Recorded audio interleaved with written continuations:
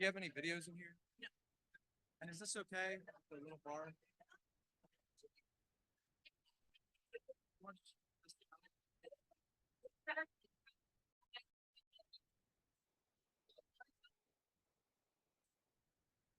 Works good though?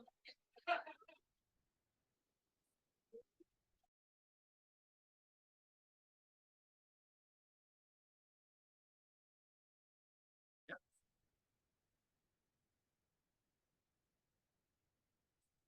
Test, test.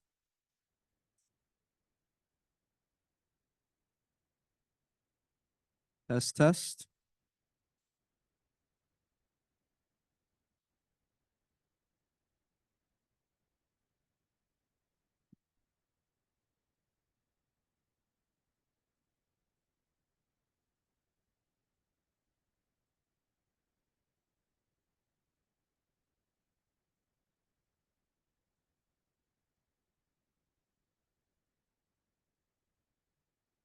Good morning, good, good morning, everyone.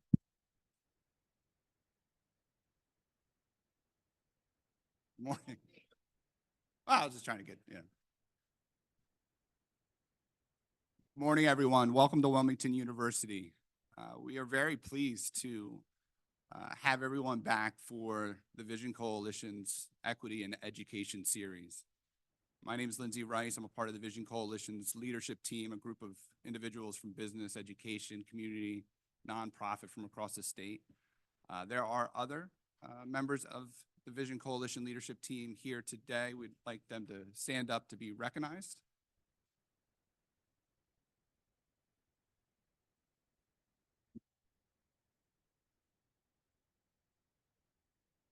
Thank you. Well, we're very excited about today's event, and we we no, we greatly appreciate your participation in the Vision Coalition's efforts to develop a plan for the state over the next decade, and we've already been engaged with over 1,000 Delawareans throughout the state, and we are looking forward to sharing our plan in 2025. I have the great pleasure today to introduce our student speaker,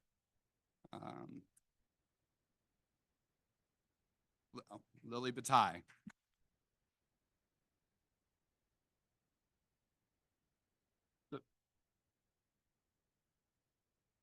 So Lily is from Sussex Tech High School. She is Sussex Tech Student Government Association President, a member of the Superintendent Advisory Committee, part of the Pathways to Success and Grow Your Own programs. And she is here today to share a few words about today's topic from the student perspective.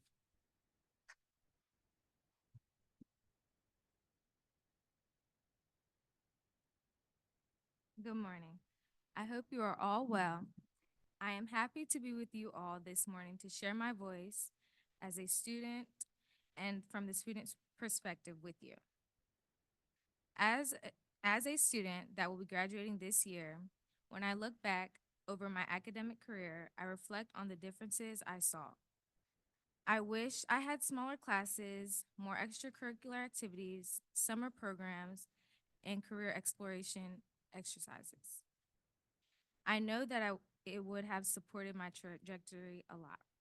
For example, in my dual enrollment class, we have 12 students instead of the normal 25, which created a closer learning environment that helped me learn a lot better. I would like to see a new funding formula that centers and supports students fully as the whole person.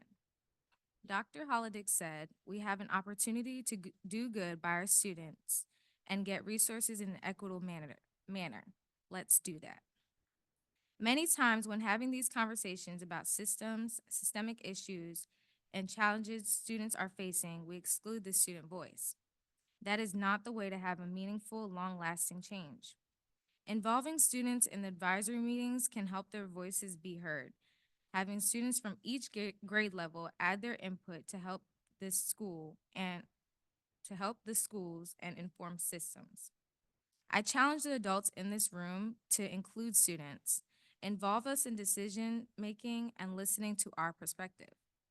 I implore you to seek and understand how the inequities of this funding system is hurting kids and hear about our need for more resources to participate in school life and thrive. We're your greatest asset.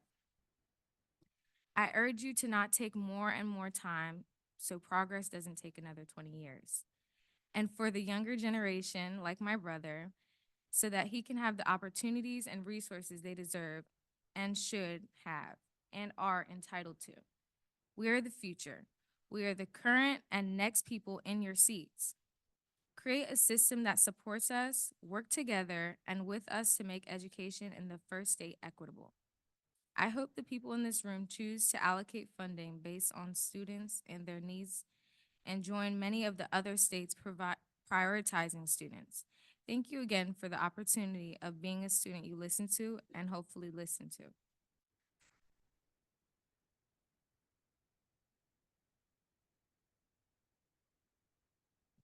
Thank you, Liley. My name is John Cooper. I'm Director of Health and Wellness for Colonial School District and also President of the Delaware School-Based Health Lines. It's very good to be here this morning. Liley, let's have another round of applause for Liley. Lily, my bad. Thank you for clarifying. So Lily reminds us, as you were speaking, I was reminded of something I've heard from the advocacy community, the phrase, nothing about us without us. So, so many times in education, as you say, adults are at the table and kids are not. I was in a meeting the other day with the parents and a young man who was struggling in school, and we were talking about plans and what's going to happen next. And my colleagues and I said, let's give the family a moment to talk about this. There's a couple different options. And they said, okay. So we left the room, have a conversation without us.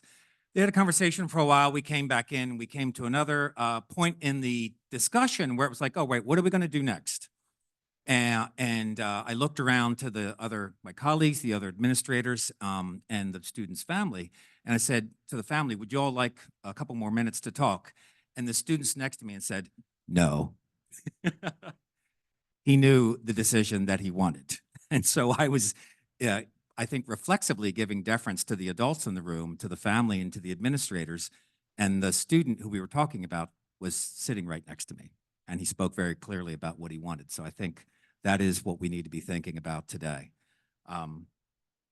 One of the great things that I noticed coming in this morning, getting ready, is back in the back table, not only do we have coffee, but there's Wawa coffee, of course, a Delaware favorite.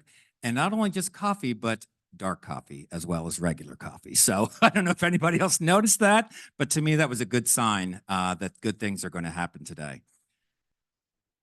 When we think about where we are in education in the country, in the state of Delaware, we're obviously in a situation of significant change. We are coming in new administration in our state, new administration in our country, and we are at that moment in history. There have been times when I thought to myself, you know, what would I do if I were in X moment in history? You know, you think about big things that have happened over the years. And I think, well, if I was there, you know, what would I do? If I was in the civil rights era, what would I do? Would I watch? Would I participate? You know, you like to think you'd do a lot, but you don't really know until you're there. So we're in a situation right now where we're called upon. We're in a moment in history. When we think about some of the reforms that we'd like to do in education, some of the student-focused things, some of the things that we believe are important for funding for public education, there you could make the argument that the wind is not at our back right now. So, you know, it's one thing to be working on these things and feel good and the wind's at the back and we're doing the right thing. But when we feel like maybe the wind's not at our back, that calls for a bit of a different approach, a bit of a refocusing of our values, and that kind of feeling like, you know, we are in that moment of history. We have an opportunity to do something now that's critically important for our students. And part of the conversation is student funding. So as we're here today, this is the next step in that journey. And with that said, I want to introduce a new friend and colleague of mine, Marcus Wright from the Seaford School District. Marcus.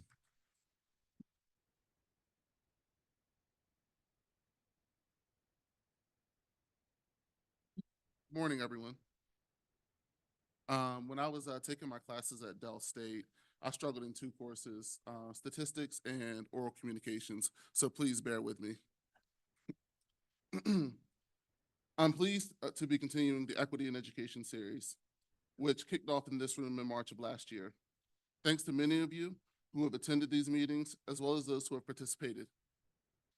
We have learned a lot about Delaware's funding system, the research on how investments can make a difference in our state's funding system, and the ARR report assessing our school system. The materials today included our statements about the Vision Coalition statement about the ARR report, as well as a summary of some of those lessons that we've learned. Today, I'm sorry. We've already recognized our Vision Coalition leaders.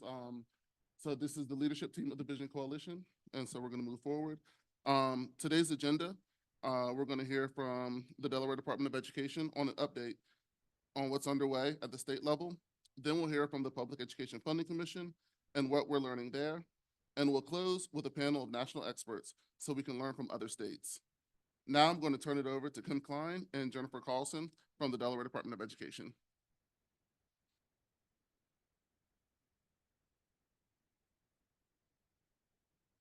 Thank you. Thank you. Good morning, all. I'm Kim Klein. I'm the Associate Secretary of Operations for DOE. Can you guys hear me okay? Fantastic. Also, don't love microphones, so I'm going to try to do my best here. So we were asked today to come in and just give the group a couple of updates of things that are going on. I have with me today my colleague Jennifer Carlson, who is the Director of Finance for the Department of Education. First up is just an update on the Public Education Compensation Committee. It was created by Senate Bill 100 as amended by Senate Amendment 1 of the 151st General Assembly and enacted in June 2022. The overall charge of the group was to review our Delaware educator compensation structure and ability to compete geographically.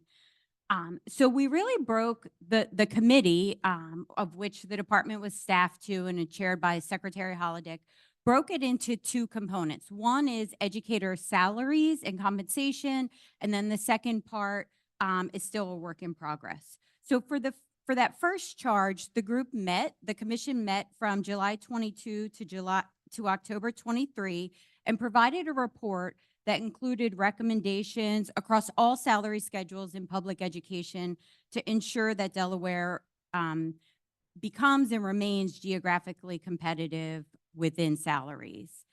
On the screen, you'll see the membership of the committee. This information is also on the department's website, and likely these presentations will be shared with attendees as well. But if you have any questions, you can always feel free to reach me later. So what I really wanted to share is we are currently in year one of implementations. These were the initial recommendations made by the commission around public education salaries.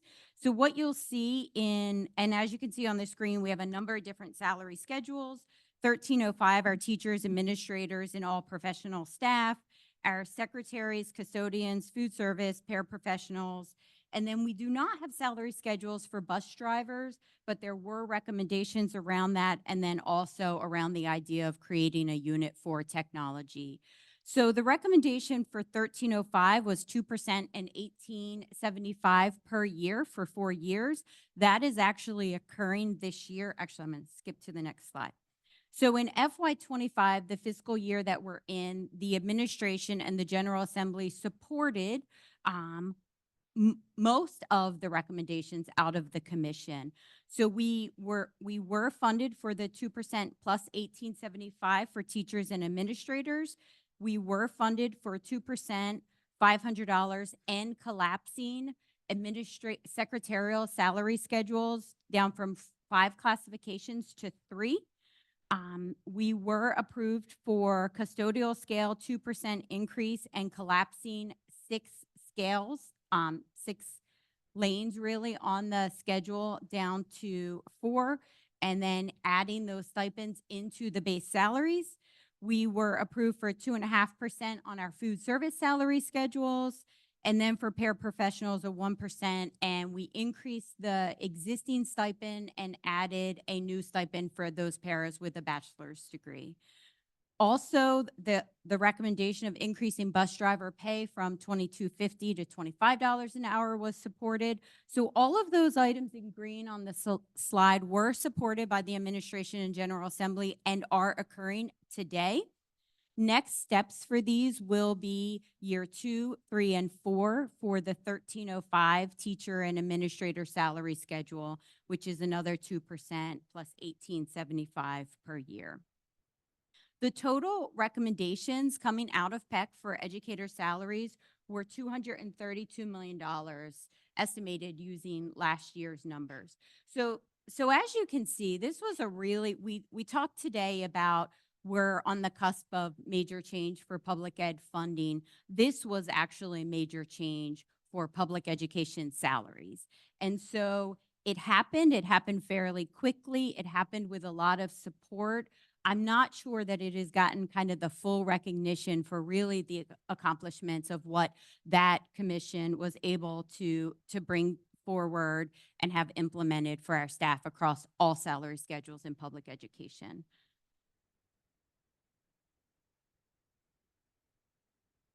Not sure what there we go. Okay. So in terms of next steps, so I talked early on about there was kind of a part 2 of PEC. There has been another subgroup established called the Teacher Career Ladder Working Group, and they've been charged with making recommendations around the remaining charges in the legislation. That subgroup has continued to meet. They recently presented some preliminary recommendations at their November, just last month, meeting.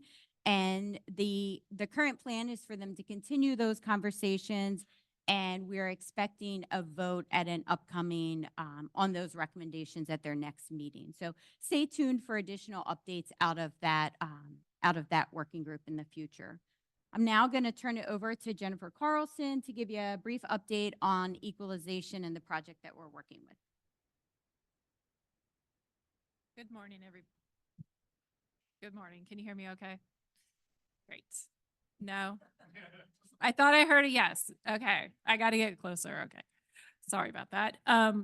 Okay, so we'll start off with what is equalization. Equalization allocates state resources to districts inversely to their ability to raise revenue through their local property tax base.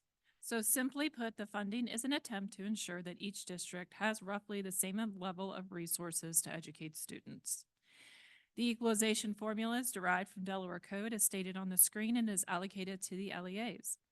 The formula is based on property wealth, current expense tax rates, and unit count.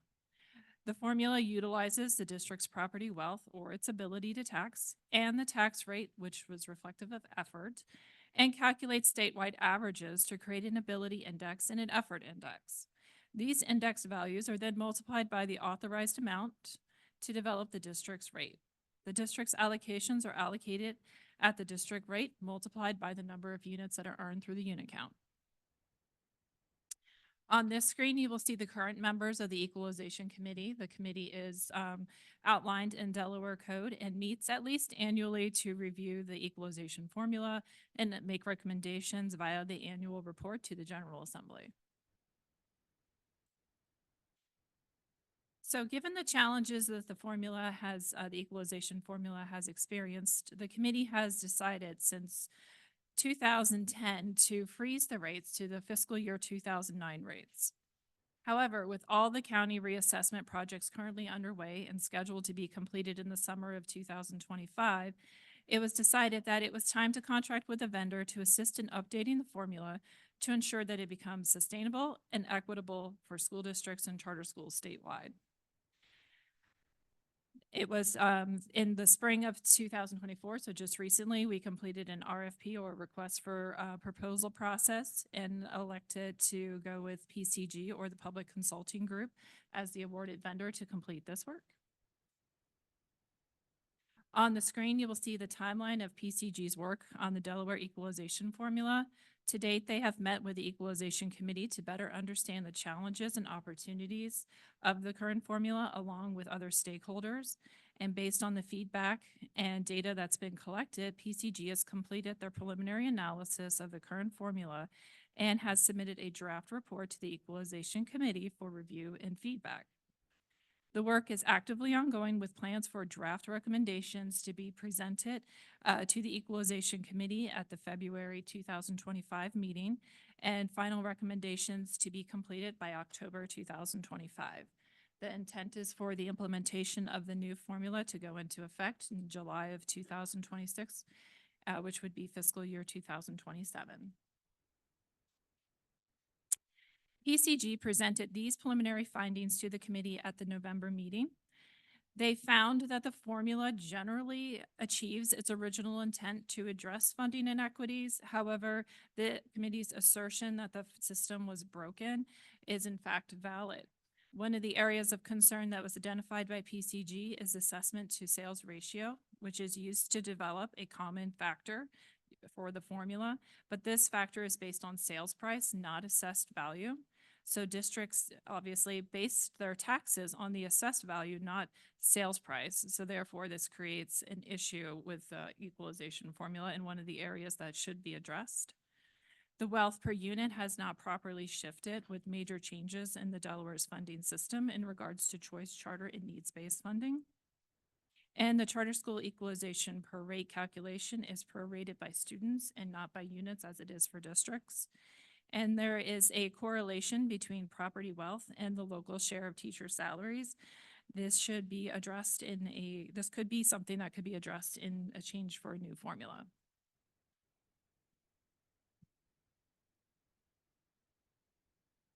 Hold on. It's freezing. Okay. Yeah, I will keep going. Sorry about that. I will keep trying. The next slide is preliminary considerations. So PCG has identified several considerations to help inform recommendations for updates to the equalization formula in their draft report. Oh, there we go. Fantastic. So the new formula should incorporate the reassessment data, which is obviously the driver for this effort. The formula should also be equitable, should ensure an equitable distribution of funds, focusing on the assessment values, whether there's an incorporation of hold harmless, including should effort and ability be included. These are some of the areas that need to be addressed in a new formula. Also assessing the long and short-term financial impacts of any of the recommendations. Should there be a smoothing included in the new formula, or maybe perhaps a phased-in approach? The formula should be based on data and best practices in other states, and the components that are built into the new formula should be able to be modified for future years and market conditions, so it can be flexible. Also, considering tax exemptions and the impact of the different tax rates on residential and commercial properties, looking at maybe potentially having consistency across the counties, and then analyzing the Newcastle County tax pool to determine funding implications on all 4 districts based on the new formula. Finally, PCG is going to work on any changes that are required for Delaware code and incorporate that in their recommendations as well. As I mentioned before, they are going to present their preliminary recommendations in February. There is a meeting for the Equalization Committee scheduled on February 24th at 2 o'clock. The information is available on the public calendar, and if you would like to attend, I encourage you to please sign on. And at this time, I will turn it back over to Kim. Okay, so one last update we were asked to go over, take advantage of the computer while it's still working, was opportunity funding. So this is not a new topic really in public ed funding in Delaware, but we were asked to give a brief update. As many of you know, this was a result of the 2020 legal settlement agreement.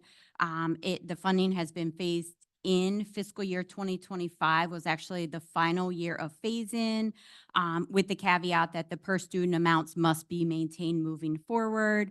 Opportunity funding at its core is intended to provide additional funding supports for low-income and MLL, multi-language learners, students, and intended to reduce educational disparities for those groups. Beginning in fiscal year 2023, the per student funding is allocated at the school level. That was also part of the legal settlement. So LEAs must allocate 98% of their funds to the school building that the funds were earned in. Our LEAs, and when we say LEAs, our school districts and our charter schools, must submit an expenditure plan to the department each year by the end of July, and then they must complete an annual expenditure report for the prior year by January. On this screen here, we just really have the history of opportunity funding. It started in FY18 as a grant opportunity of $1 million. It grew, and then over the years, you can see where we started really the full implementation as a result of the legal settlement. So as I mentioned, in fiscal year 2025, we met the full obligation of the settlement at $63 million. And then the department has requested the amount necessary for FY26 to ensure that the per student funding amounts remain. I think the only other thing that we would share here is, it wouldn't move when I wanted it to move, and now it's moving when I don't. The only other thing I would share on this slide is the settlement agreement also requires a minimum of $5 million specifically for mental health and reading supports each year. And I think that is probably all for that one. So on this slide, we just wanted to share with you what those per student amounts are. So beginning in FY20 with the actual legal settlement agreement, we started at $300 and $500, and you'll see in current year, we're at $987.52 for both pots for our low income and our MLL students. So our obligation as a state is currently to remain, to maintain that per student amount and not go below. And that is our update.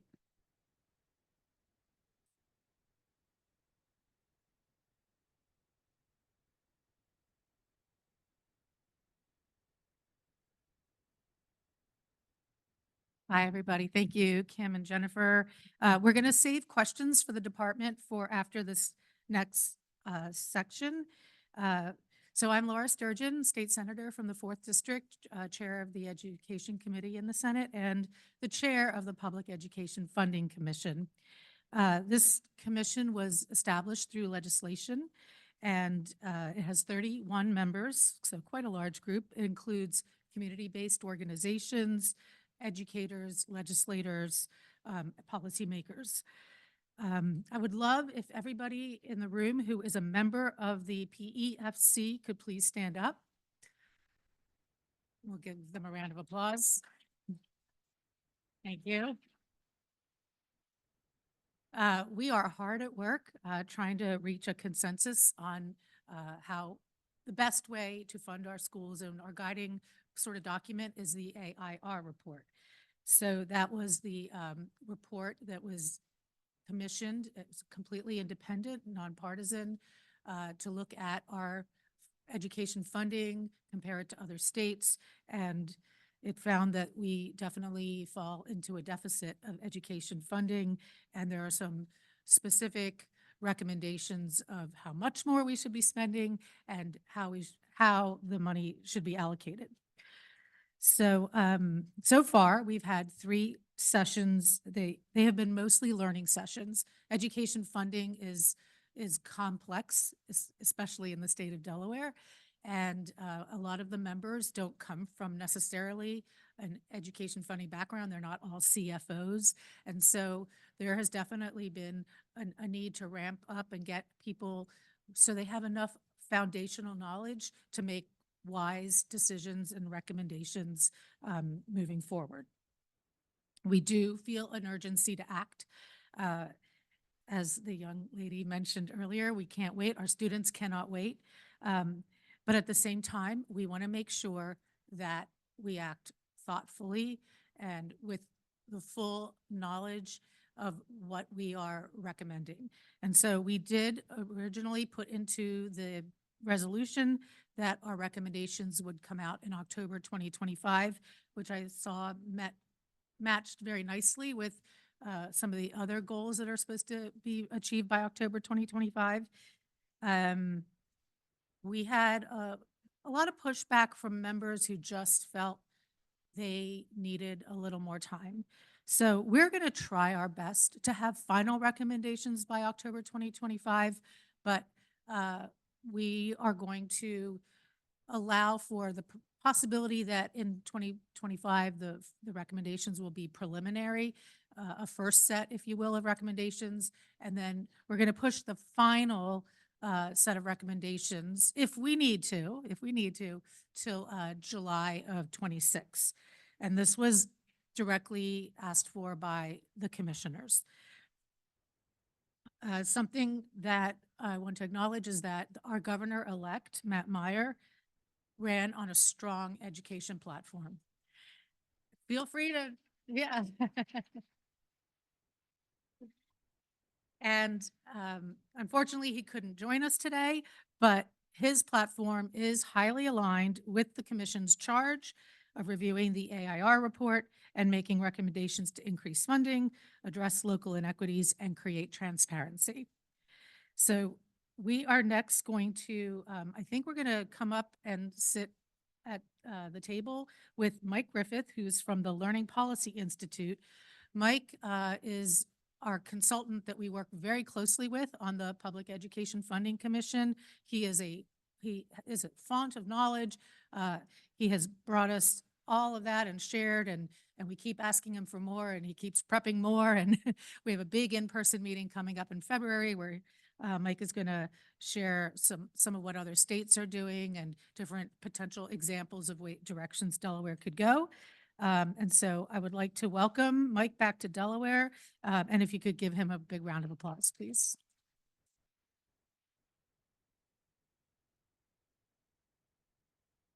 And so we're going to go ahead and have a seat up front, and we're going to interview Mike, Marcus and I.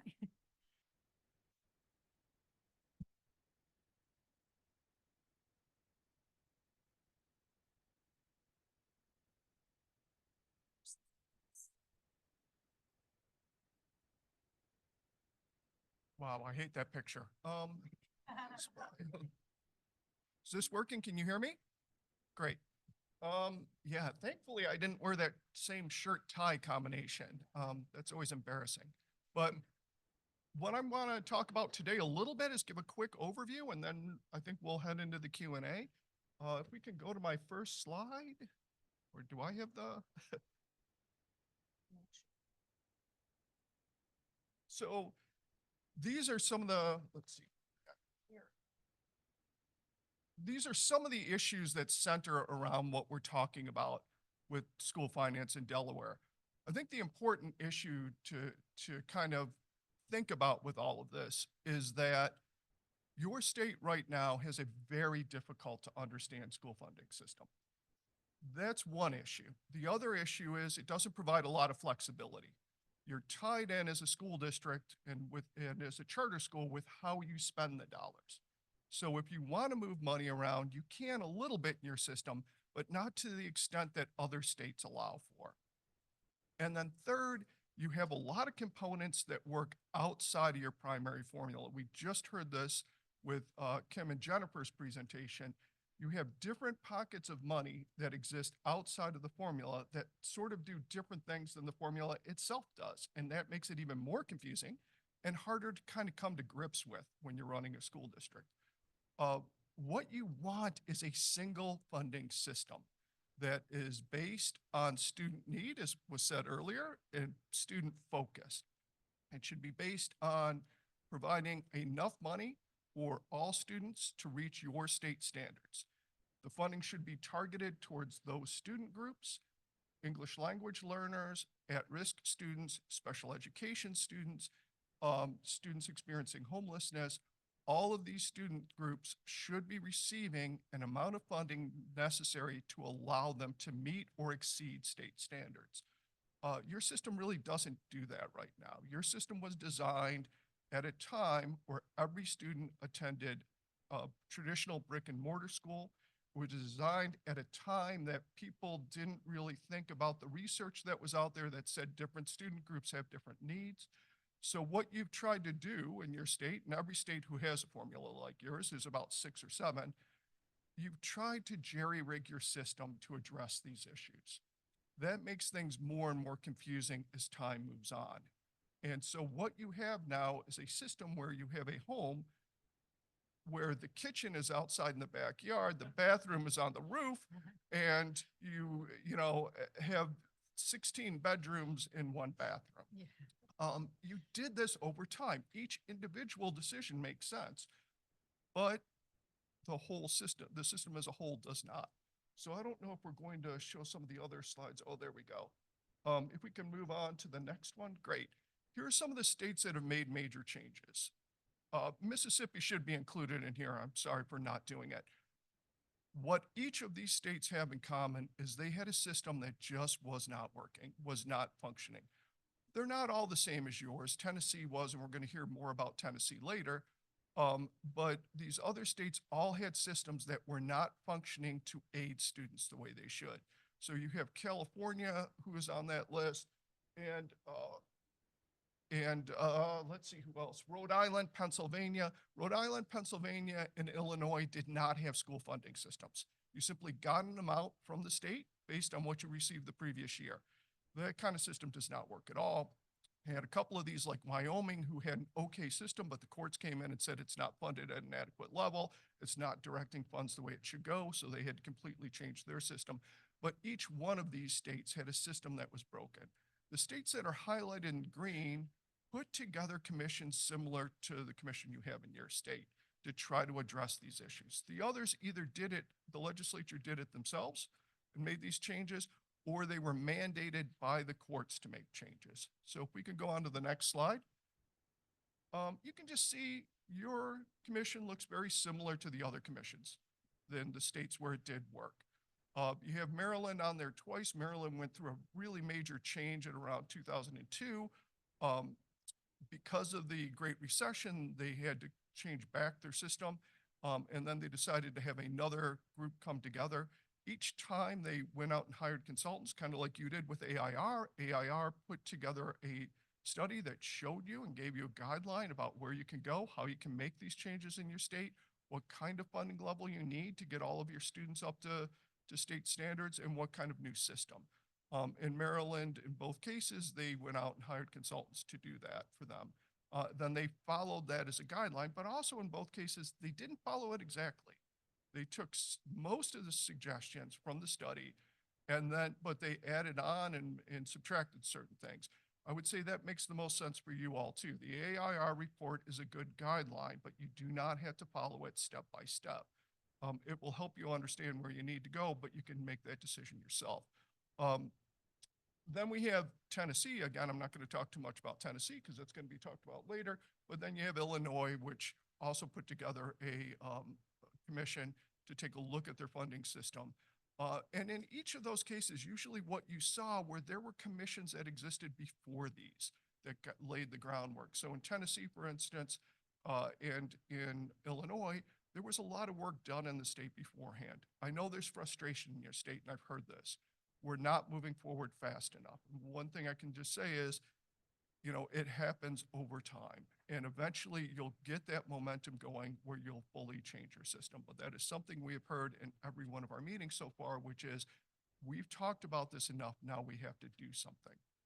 And hopefully this commission will be that final emphasis to make that major change to help your education system in Delaware. And if we can go on to the next slide. I don't want to go too far into this. I think we'll go into these in questions and answers, but this just gives you some ideas about the issues that are popping up and that exist in any state that's looking at transitioning to a new funding formula. And then this is something that I would just say you need to talk about in every state. Every state that I showed there that made changes, or any state that I know of that has made changes to school funding, put some parameters in to make people feel at ease.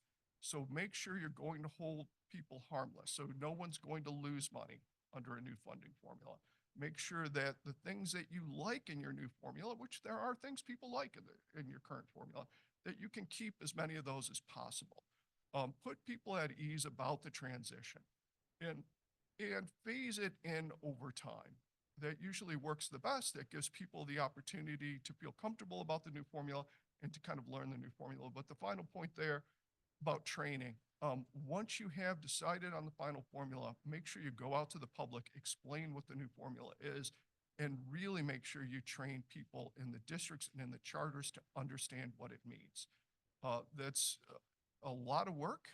And unfortunately for the Department of Ed staff, it's going to be a lot of work, but it pays off in the long run. I think I'm staying at the Hilton across the street, and they are going through construction right now, and they have signs all over the place that say, short-term mess, long-term success. And I was like, wow, that actually could be for the commission. So anyway, that's just kind of a brief overview of what we're seeing in Delaware and some of the things we've talked about in Delaware. Thanks, Mike. You really, can you guys hear me? Okay. You really answered my first question, so I'll move on to my second one. As a commission, we started reviewing how Delaware system worked and realized and received insight from district leaders and charter CFOs. One of the things that really stands out is one district CFO said that the budget is like managing 50 different checkbooks.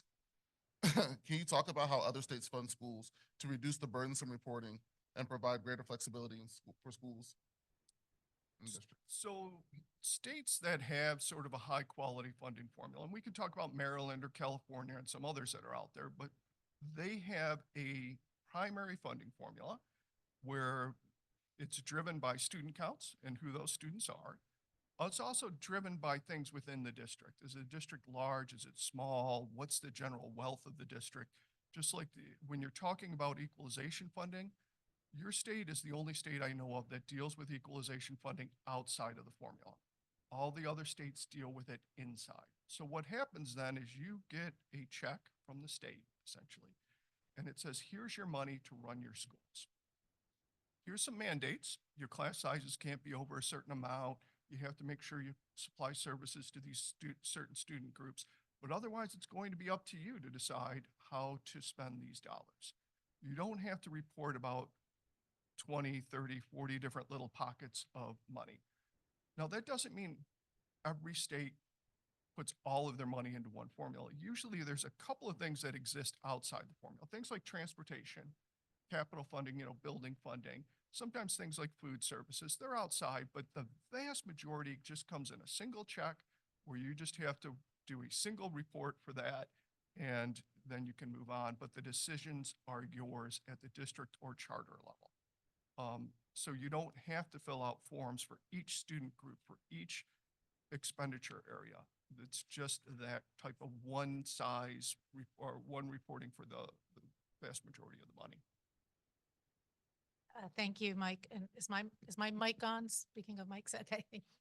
Um, so my question has to do with the idea of increasing education funding. In the AIR report, it is mentioned that Delaware is under investing in its students by somewhere between 500 million and $1 billion. And if we want to have the kinds of outcomes that everyone is hoping for our students, we want to increase funding to support our educators, our students who are English language learners, our low-income students, and of course, our special ed students, as well as investing in pre-K, which is something that our members have brought up as important to them. What could you share with us about adequacy in terms of student funding? Because sometimes we hear people say, oh, no, you don't need to invest more. You just need to play around with the funding formula and how the money is spent, but you don't actually need more money. What are your thoughts on that concept, that we don't really need more money, we just need to reallocate? Just do you feel that this 500 million to $1 billion is justified and justifiable? Thank you. So I don't know if many of you read the AIR report. It's very detailed. They are a very high quality research organization. I've worked with them on other things. What they look at in these reports are, they start with, what are your goals for your students? What do you want your students to achieve? Sometimes that's test scores, graduation rates, college going rates, career ready standards. That's the very first thing they take a look at. Then they see where your students currently are. And then they use all sorts of different research methods to say, what is the cost to get from here to here? And that's what they look at, and that's what they cost out. And they look at it for all student groups. So they were looking at general ed students, but also students who are English language learners, students who are at risk and all these other groups, special education students. And that's how they come up with the number. It's a lot of boring math and statistics in there, but they get there. So one of the things we hear from people, and I hear this sort of nationally and state to state, is we're spending too much money on education. We put more money in, we don't get the results. We could have long discussion about all of that, but some of it is the reason we're not seeing things like test scores going up nationally. And we were seeing this before COVID, but really after COVID, is we've done a much better job in this country keeping kids in school. And when you keep kids in school, those are the kids who struggle the most.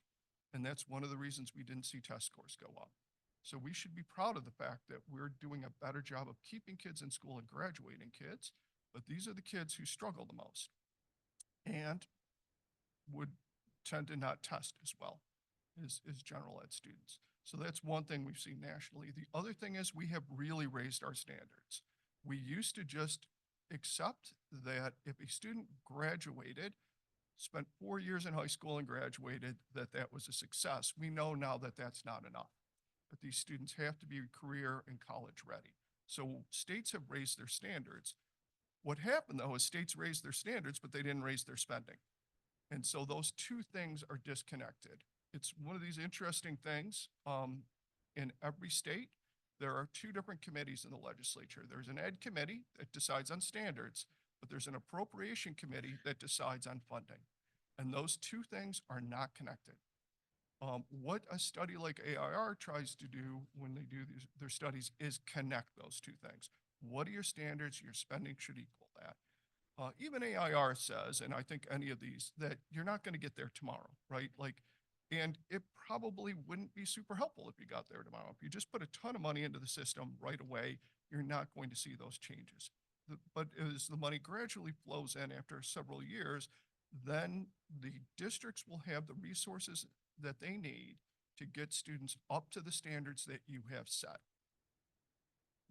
Thank you, Mike. And I'm going to ask a follow-up question because this is really it's one of these things that sticks in my craw. I sometimes hear people, in fact, I think for a while there was a billboard on I-95 that said, Delaware spends I don't know, it's a number like the fifth amount per student of the 50 states, but we have, among the lowest outcomes in terms of test scores. And when I see that, I've asked experts locally about this figure that's out there, or these two figures about where we are in spending and where we are in test scores. And what I've been told, and I want to know, since you're the expert, if this is true, is that what that figure that's put out there is not taking into account is need. Because in Delaware, we have a large number of multilingual learners, especially in the southern part of our state. We have a large number of low-income learners, and we have a large number of students with learning disabilities who go to our public schools. If you were to incorporate level of need and the extra resources and money that is needed to address that need, would that change that picture? Because it's a simple, this is how much we spend, this is our outcomes, does not, I think, in my mind, does not incorporate into that formula, yes, but we're spending this much because we have this much more need than the states we're being compared to. Is that a fair statement? And could you just expound on that, please? Yeah, there's a lot to that, and there's a lot to unpack there. It's kind of like, what's the one true religion? It's a short question with a long answer. Spending on public education in the United States is about $16,000 per student. So we hear that all of the time. That one of the things I think is what my Lyft driver taking me to the airport yesterday peppered me with school finance questions. One of them, he said, why don't we perform as well as Europe? Why do we spend more than Europe and not perform as well? I was explaining to him, comparing us to Europe is sort of like comparing state to state. It's apples and oranges. One of the things we don't talk about with public education is about 10% of the cost go to pay for healthcare for staff. That's not an expense that they have in Europe. That's an expense we have here. 65% of spending in the United States goes to teacher salaries and benefits. That's pretty common. It's about 60 to 65% if you go in just about any state. So the higher your salaries are, the more you're going to have to spend. So you're in a higher cost area of the country than someone from maybe Mississippi or Kansas. So you're going to have to spend more just to get the same people. Another 15 to 20% is for other salaries and benefits. And that's everybody from the people working in the lunchroom up to your superintendents. So 80% in general of expenses in education are for staff, salaries and benefits. So the higher cost you are as a area, the more you're going to have to spend on those positions. So we can't compare from sort of state to state necessarily because they are just so different in those costs.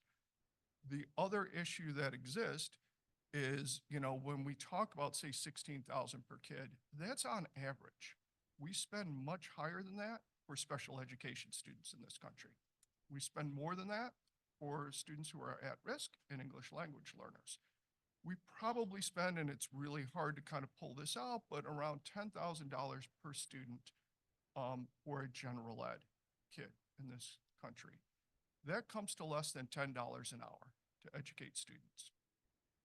You can't get a babysitter for $10 an hour. So that gives you an understanding of what we're spending. And your state's a little higher than that, but again, your state's higher than that because the costs are higher here.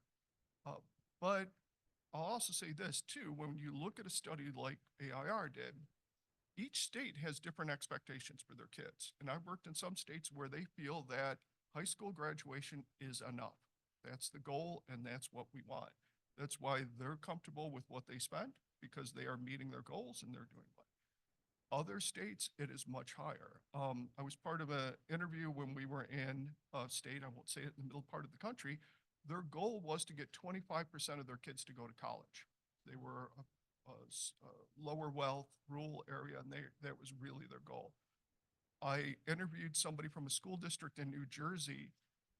I mentioned, it's about 25% to 40%, some places said is their goal for college graduation. He said they had over 50% of their kids going to Ivy League schools. I said, what's your college going rate? He goes, we have one kid in a class of 200 who is not registered for college, and we're really working on him. Very different attitudes, very different expectations from state to state, from district to district. I really wish we all had the attitude of sending every kid to college, but it changes from place to place. So long-winded answer for a very short question. Thank you, Mike. And actually that helps me because it isn't just about, the Delaware maybe has more low income, more multilingual learners, more spec ed. It's that Delaware might have more of those students than some other states, but also that we have higher expectations. If we want to meet that level expectation, we have to spend more.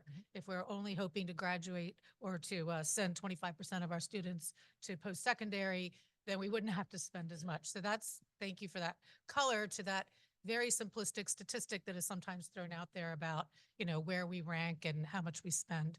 I have one more question before I turn it back to Marcus, and this is about referendum reform. There seems to be a lot of, as you know, because you're on you attend all our commission meetings, there seems to actually be a decent amount of homogeneity regarding referendum reform among the members of the commission. Many, I think even all, feel that the one tax we go out to the general public to ask, hey, is it okay if we raise your taxes, is the tax that funds the local portion of our schools, which is roughly 30%, and that is probably not ideal, and that we're one of the only states that has to go out to referendum for even raising operational costs. So given what you've heard from this commission, can you talk a little bit about what other states do in terms of referendum, and is Delaware an outlier? And what are your thoughts on referendum reform? By which I mean eliminating it for operational costs. The only thing more boring than school finance is property tax.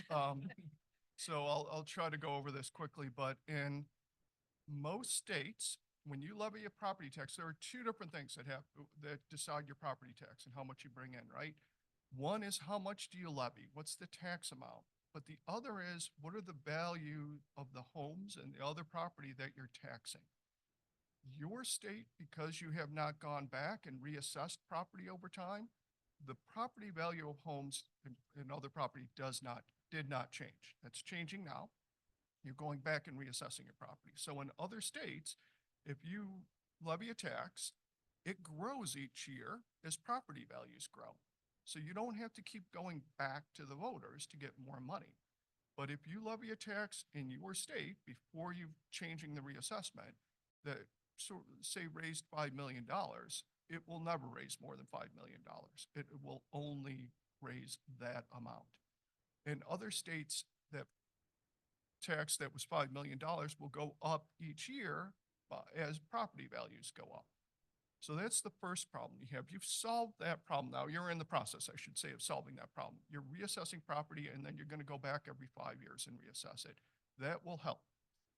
But the other thing is that a lot of states have is they allow school districts to tax up to a certain amount before they have to go to the voters. So you can have smaller increases, you can do things like that, you can get up to the capped amount, that's the term we tend to use, without going to the voters. So you're doing one thing already, and you might want to look at the other thing, which is allowing for sort of a capped amount. You don't want to have an uncapped amount. There was only one state that's had that, and it actually was Pennsylvania, where they allowed school districts to raise as much funding as they wanted to locally without ever going to the voters. Not surprisingly, then Pennsylvania had the highest property taxes in the country. The other thing that does too is it creates inequity. Your very wealthy places in Pennsylvania were able to do that. They were able to raise a tremendous amount of money. Your lower wealth places just could not. So Pennsylvania was and probably still is the greatest inequity, from lowest spending to highest spending school districts in the country. You don't want to create that, but you do want to create some flexibility, some ability to raise extra dollars, and again, to keep pace with inflation and to keep pace with, as we talked about, salaries, which are your main driver. Thank you. That does kind of lead into my next question. As a school board member, I am hyper-focused on the local portion of our budget and our ability to raise those funds. Like when we compare to some of the other districts, and you think about property tax and you think about, the property taxes that you can raise 3 cents at the beach compared to 3 cents up north in a densely populated area compared to 3 cents on farmland, and what that looks like being added to our districts. The state and local share, they seem to operate like separately in our state. There's no correlation between the two, regardless of the local property wealth, which I remember you mentioning at some point being atypical as compared to other states across the country. So how do some of those other states take property wealth into consideration when allocating state funding? So the majority of states, almost all states, combine local and state funding together. And they take it as one funding system. So what you would do, for instance, in another state is you'd have a formula that totals up how much you're entitled to. But then they would look and say, okay, locally you have, and let's say, just to make it simple, you're entitled to $20 million in funding between state and local. If you levy a tax locally and that raises 10 million, then we as the state will give you the other 10 million. You're doing your equalization within the formula. You would not have it like you all have, which is a separate pocket of money that exists outside the formula. It's an attempt to take into account what everybody's local wealth is. So that's taking in that, so you would have, for instance, Rehoboth which has maybe a lot of wealth per student, might get less from the state, where a lower wealth area in Delaware will get more funding from the state. You're doing that within the formula itself. It's a little more complicated than that, but in general. Now, there are some states like Maryland that said, look, we have vacation areas, but the people there aren't actually wealthy. The people who live there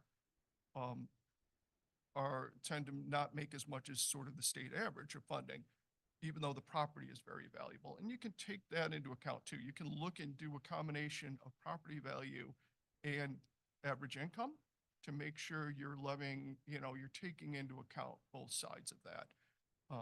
So yeah, you can, and again, most do this within their formula.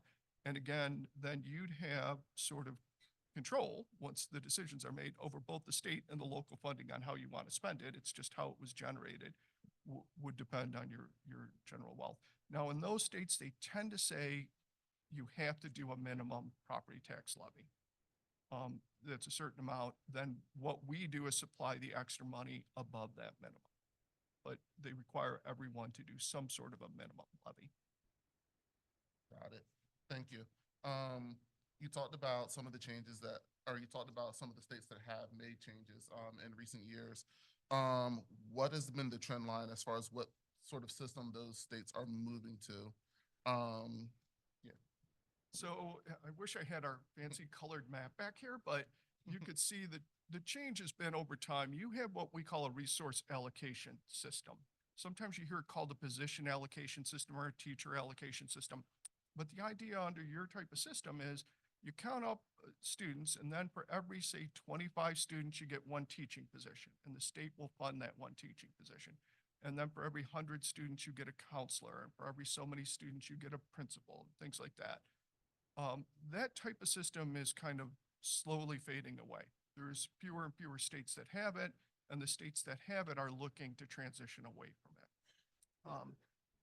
What they're moving towards is what we would call a student-based system or a pupil-based system, where it's a dollar amount per student within the formula, and then you get additional weights per each student. And so a special education student might receive an extra, say, 25%. English language learner student might receive an extra 10%. That varies greatly from state to state, but the general idea is those students need additional funding, so you're going to provide it there. But it is student-based, and then usually student-based with adjustments based on district needs. So again, we talked about the wealth of a district, but also you could do it on the size of a district. If you're smaller than about 1,500 kids, then the research shows you need additional funding per kid. If you're above 30,000, which is not an issue for you all, then you would get additional funding, things like that. But it really is based on the student, not on the number of teaching positions. So for those states that have moved to that student-centered funding model, what were some of the protections that they put in place to protect those districts who stood to lose something? So again, this would be like a hold harmless provision to say, okay, we're going to transition, and at least in Mississippi just did this. They said for at least the next 3 years, no one will receive less funding under the new model than they did under the old formula. Some places put the hold harmless in permanently. I probably wouldn't recommend that, but if you look at Pennsylvania's system or Illinois' system, they have this sort of permanent hold harmless provision. You have other states that have looked at it and said, if as we're transitioning, we'll put in a teacher pay scale that every school district has to meet. That will put people at ease about the pay. Things like that. Again, teacher-student ratios are another one that you can put in and say, you can spend the money any way you want, but you can't have class sizes above, say, 25 or something like that, or your average class size has to be a certain amount. Different protections that kind of give you the same protections you have under your current formula, but they're just kind of in a different way. They're not mandates as much, but they're sort of safety nets if you think of it that way. Thank you. I want to ask a follow-up to that because I know that sometimes people worry that teacher salaries and educator salaries and not just their salaries, but sort of the way we do it in Delaware is steps and lanes. They're worried about losing that if we were to change our funding system significantly to a foundational formula. Is it possible to retain all of that and move to a very different funding system away from the one we currently use? Absolutely. You could Okay. retain pretty much anything you like in the current system, and that would be one of the things. If you really feel that that's the need, you can set that up and you can create it as a minimum. And so if districts decide they want to pay more than that, they can. But, you know, they can turn around and not pay less. So, you know, no teacher would be impacted. And my dad was a public school teacher, so I will never recommend anything that would cut teacher pay. And I'll say too, that is, again, your main driver of what you're doing. And the belief under the type of resource allocation systems are that they protect teachers and teacher pay, so they're good for teachers. But what you tend to find is they don't do that. They really put a cap on teacher pay. And so states that don't have resource allocation systems tend to put more money in their teachers and pay their teachers at a higher level. That tends to be the priority within budgets. So not saying that that would happen overnight, but you tend to see that as a movement, that the money will go in there. I'll also say if you're there, because your system provides different other positions, you can ensure that you don't cut counselors or you don't cut, you know, other positions within schools, social workers and things like that, if that makes people feel more comfortable. And there are plenty of states that do that, that have always sort of had a student-based system, but they have mandates about the number of counselors you have to have or nurses. If your school is over so many kids, you have to have a full-time nurse and those kind of things. Those protections can be there. Thank you. That's reassuring. So we can have flexibility, but still have certain kind of rules or mandates in place around staffing and ratios. In the next portion of today's event, we are going to hear from experts from other states who have made change and their advice. So before we move on to them, we would like to know what your sense is of the opportunity ahead for Delaware, given the momentum and the alignment here, and you know what you've seen so far as an honorary member of our commission. You know, I remember making a presentation in Delaware, and I said, you guys will be changing your formula, I think, in a year or two. That was 17 years ago. But I feel though this is a little different. I feel the AIR report, I would stick with that as much as possible. I would use that as your guide. I think the commission keeps moving forward and making recommendations. And it feels like people are more on board. I don't get the pushback that I can remember getting at different times when I presented in your state, where there were people who were saying, yeah, it's broken, the system is broken, but it's fine. It's okay. We're okay with our broken system. I haven't heard anyone sort of say that. I think it's gotten to the point now that everybody has acknowledged that the system isn't working, that the system needs to be updated. Now the question is which way it's going to go. And I think that's where the commission can really help, is like to bring in everybody's voice and head towards that kind of thing. And you will hit points where there's going to be disagreement. I think moving around those points, we're saying, you know, let's at least get a list of what we can agree on, what we want, and let's move towards that system. I also don't think it's bad, and we're going to hear again about Tennessee and the changes they made. Tennessee made a bunch of transitional moves, and that might be the best thing for you all, that you don't get the perfect system tomorrow, but you put in a system that's a transitional system that can get you to something that's really fully student-based, but sort of move to, say, half student-based at this point. Take the victories when you can, you know. So, and again, like the sign at the Hilton, you know, it's short-term mess for long-term success. It really is going to be that way, but I think you all can get there. Thank you. Thank you. We hope so. And I want to make sure that everybody again knows that while the commission has like played a little bit with the timeline, it's so that in the end, we are more likely to actually get our recommendations implemented, because the problem that's happened in the past is recommendations have been brought forward, but then they just go nowhere. I mean, that's why 17 years have gone by. So we're trying to strike the balance between moving quickly and moving at all. Because if you go quickly and nothing, and you make great recommendations, but you know, there's so much pushback that no one is willing to vote for them and make them part of, our ongoing system, then we haven't really gained anything. So the next steps of the PEFC we wanted to just share with everyone is that our next big meeting will be in February 10th. Is that the right date? Can someone tell me? February 10th? It's a Monday. It's a Monday in February. I'm saying this Monday, man. Oh, I'm sorry. The next meeting is, yes, I'm sorry. I'm skipping ahead to our February meeting. I am so sorry. On Monday, we have, yeah, it is a big one. On Monday, we have a meeting where we're going to hear from districts and charter schools. They each are going to take sort of half of the time we're going to get a good background on unit count and how it works, or what we're calling resource allocation system, and what's sort of broken about it and how that could be fixed. And then we're going to hear from the charter schools of what their needs and wants would be under our recommendations under a new or revised funding system. I want to invite everyone to attend. You can find it on the Department of Education website. There, we do have a page that's dedicated to the PEFC. It lets you know when the meetings are and how to sign up. We also put it on the public meeting calendar. So please, stay tuned, attend virtually. And we do give time for public comment at the end. So if you wish to give public comment, you can do that, or you can send in public comment via email.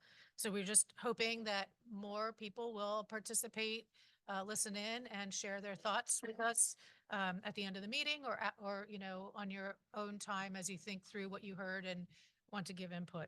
We're always taking in input, and we've made revisions to our schedule and our timeline based on input we're hearing and what the needs of the community are and the people who care about public education. So we want you to feel free that even if you're not an appointed seated commissioner, your voice is still really important to us. So I hope you'll tune in.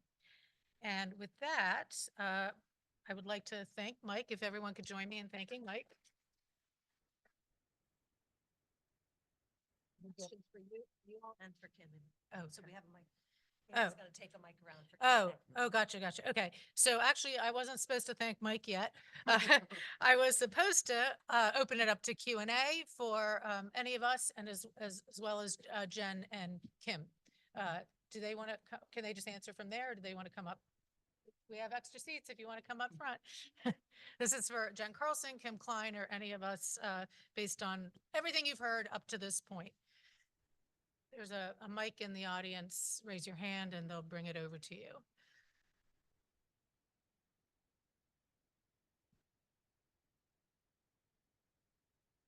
Hello, I'm Monica Moriak from the Christina School District, and I've been following this, and I really applaud all the work that you guys have been doing.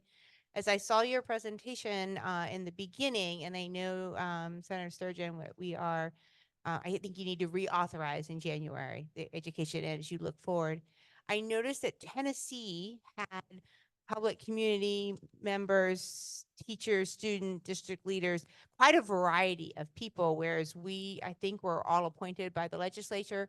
I wonder, as we reapprove this, is there maybe some consideration to bring in more voices, student voices, district leaders, community partners, a variety of people. Honestly, I think people who really have been in the education space. I have to say, I was somewhat concerned about people not necessarily knowing what UniCount was, being on that committee, because they're not really then spending much time in the education. So I don't know how, like, they have a lot of catch up to do, or really don't have the understanding. So I think there are plenty of people who would be interested. So I'm just curious if there's some thought. Thank you for that question, Monica. Yes, we do have to reauthorize the resolution that created this commission, because the way our General Assembly works, at the end of a General Assembly, all resolutions that were passed during that GA sort of die upon the next election. So technically, we're now meeting sort of outside of the time that our resolution had force. But that's because we're so dedicated that we're willing to keep meeting. So in January, I will be rerunning the resolution, and I am open to making tweaks to it. I've already thought of some. Definitely adding a student voice is something that came to mind when I was listening to our student speaker. But it's a double-edged sword, as you brought up. A student there's going to be a lot of catching up and getting up to speed to understand school funding systems. No? Well, they'll get it. Mhm. Oh. They live the results of the system that we have put in place, but maybe, but yeah. Right. Well, go ahead, Marcus, go ahead. And I will say, I think that the commission does involve a lot of community voices. I mean, when you think of folks like La Esperanza who are working with English learner communities, I am not on those. I'm not on the commission as a school board member or the DSBA. I'm there as a part of the Vision Coalition, which is an organization that operates outside of the education system to change the education system. So I think that those community voices are involved. They just don't look the way we expect them to look, if that makes sense. That being said, public comment is also a way that, we can be, well, we definitely need more public comment. I think that there are definitely voices out there that need to be heard. And I don't think that we have closed that off to those voices, but I do think we can put out more effort to open it up to more people, to more involvement. And that's something that we'll absolutely review as we move forward. Well, thank you, Marcus. That was succinct. Yes, absolutely. We tried to put together a commission that had a mix of community voices that are involved in public education reform, as well as district admin, charter school admin, CFOs.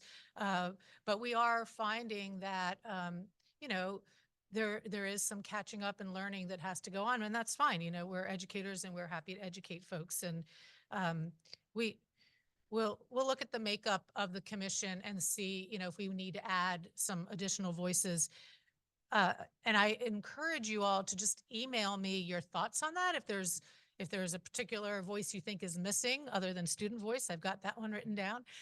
Please let us know. Please reach out and let Marcus and I, are the co-chairs, know, what you would like to see, and we will take it under consideration.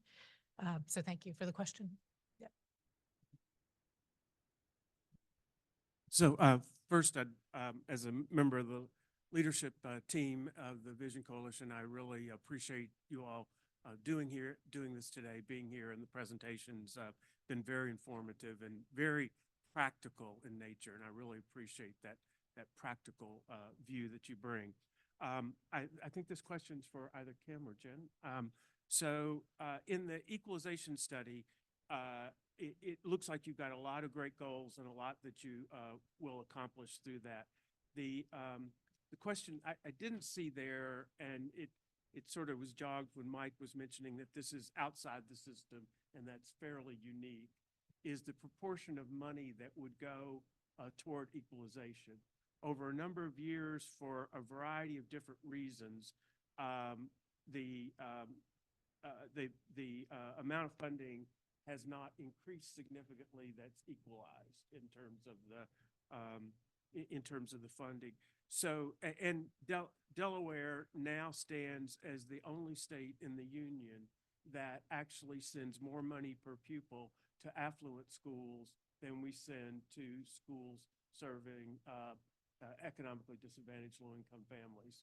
And so what I didn't see there that I wanted to ask about was, will you do an analysis, or your consultant do an analysis to see how much of a dent the changes that are recommended would make on allocating more of the funding fairly, in my view, based on wealth and perhaps income, as Mike has said, because we stand alone among 50 states in DC in this particular way, and I would have concerns if we're not going to address that directly in the report, because I feel like that it may look like we've moved toward equalization, but because it's a grant and it stands outside, it may not put a dent in how much money is actually going to the schools serving the the students with the greatest needs.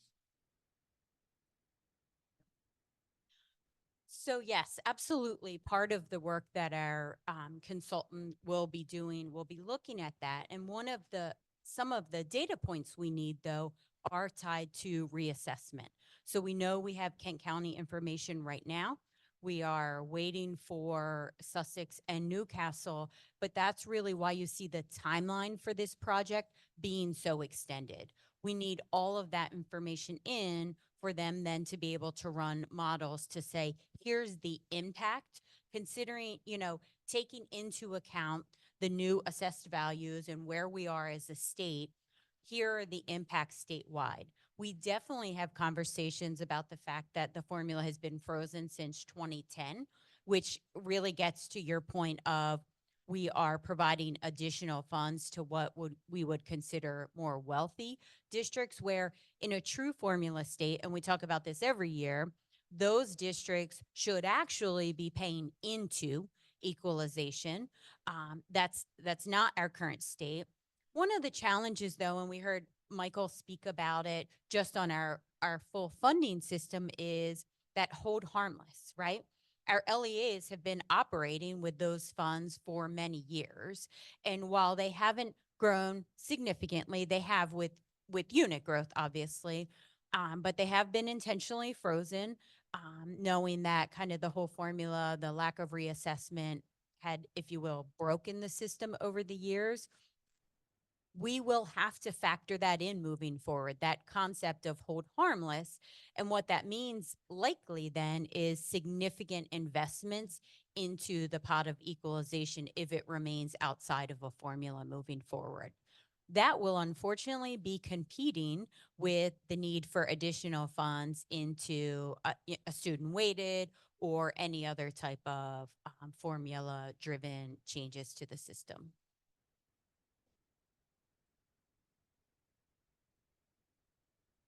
Good morning, John Fisher Klein with United Way of Delaware. Recently in the News Journal, there was an article around our alternative schools, and I'm wondering if that has come up in discussions. One, if redoing the funding system will lead to more support for alternative schools, but perhaps more importantly, if redoing the funding system might decrease the need for alternative schools by having those kids not be excluded from school. Was that addressed to any particular person?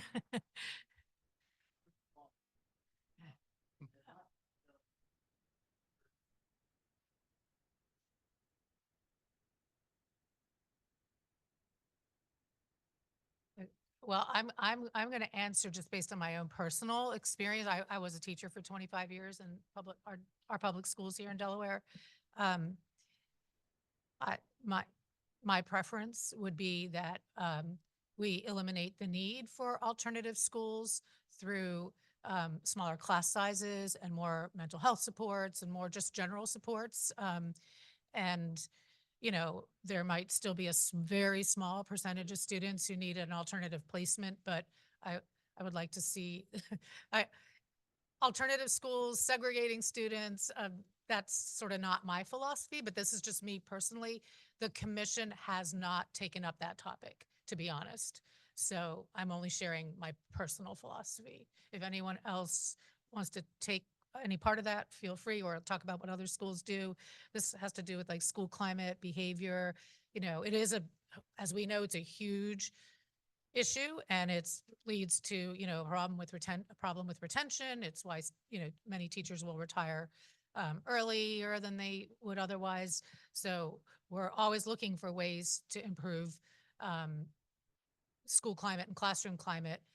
But I've always been of the mind that, I know for me, when my class sizes were smaller, I could get to know each kid. I could really hone in on their needs, both academic, social, and emotional, and build a relationship that made it unnecessary for me to made it so I did not need to segregate them away from the rest of the class. But that really requires smaller class sizes. So that to me would be the ultimate solution. But I don't know what other states do. Yeah. And it's one of those things that comes down to the people in the building, with an increased funding model. For example, when I was a para, I used to run around, maybe I got to pull a kid for 5 minutes, 10 minutes, have a talk and bring them back to the class. But it wasn't, it was exactly what the senator said. It was keeping them in the classroom, we go, we take a break, and just doing everything that we can to make sure that we don't need an alternative placement for a kid. It's not something I thought about in terms of this commission, but I think it's definitely something that we will discuss. So thank you for that.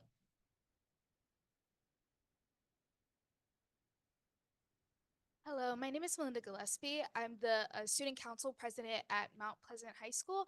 And what I had to say was less of a question and more of a statement. I would first like to thank you all for being here talking about funding. It was really insightful to learn as a student. But what I did want to say was back to the first topic that we talked about, it was really hurtful to hear that bringing in student voices was a double-edged sword, right? First of all, I believe the fact that Lily and I are here today in a room full of adults listening to the funding that you guys are doing to help provide further education for us is testament to the fact that we are here, we are willing to learn, and that we are at the level where we can be here at the table with you guys to figure out our education. So I implore you guys not just to think about like whether or not it's okay to teach the students, which is what we're supposed to be doing, but it's also hurtful to hear a student voice. And that's what happens a lot is when we get to start including students, it ends up being one student at the table. But in reality, how many students are we serving not only in the state, but in the nation? Different students come from different areas. I actually happen to know Lily. We went to Girls State together, and she comes from a completely different part of the state than I do. We have different issues and areas that we represent throughout our schools. So not just having one student at the table, but multiple students that could address different facets. But I please implore you not to think about the harmful impacts, but to instead create an area where we can create a tradition that we are implementing student voices and helping us and everyone else to understand what we as students stand for and the needs that we have. Thank you.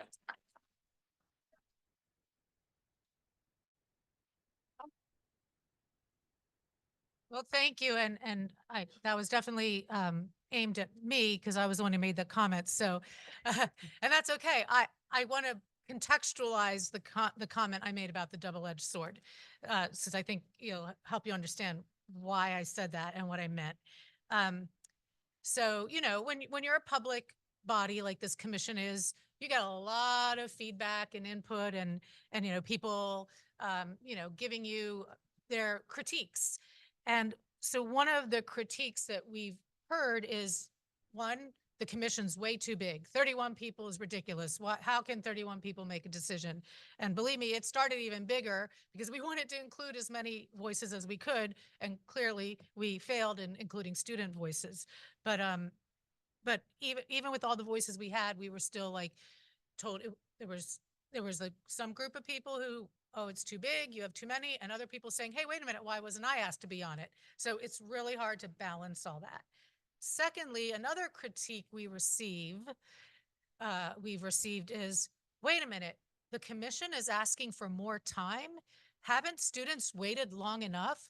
You want another, the commission, not me, not Laura Sturgeon or Marcus, but the commissioners, 28 or of the commissioners are saying they want another 6 months to learn more before they have to make any decisions about what direction we're going to go in terms of funding.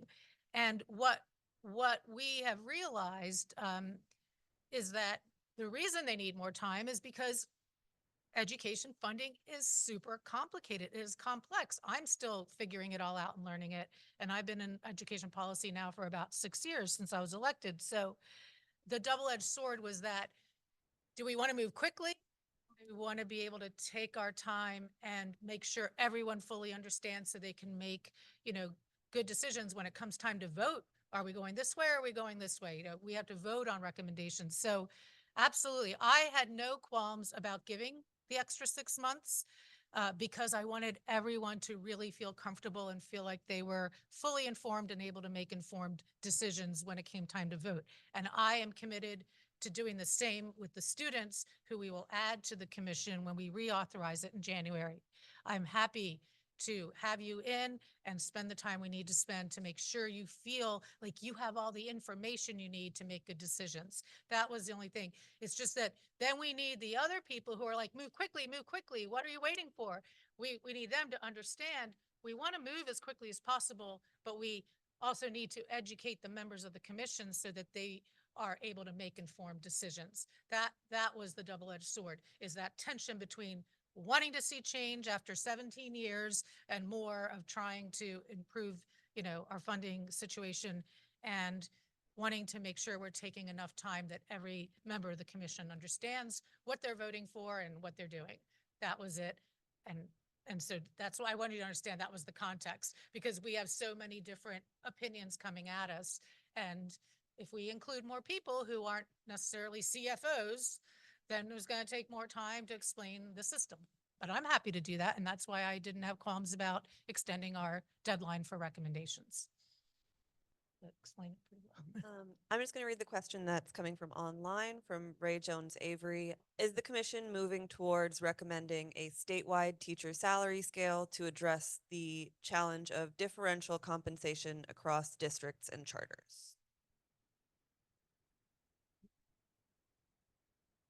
So we have the decisions that we have to make are scaffolded. And the first thing that we have to decide is the direction that we're going. To use the analogy that's been drawn out and tired, are we rebuilding the house? Is it going to be a major remodel, or is it going to be, are we tweaking the bathroom and, just changing a couple of things, a little modernization and updating? Until we are able to make that decision, it's hard for us to move forward on these other decisions that need to be made.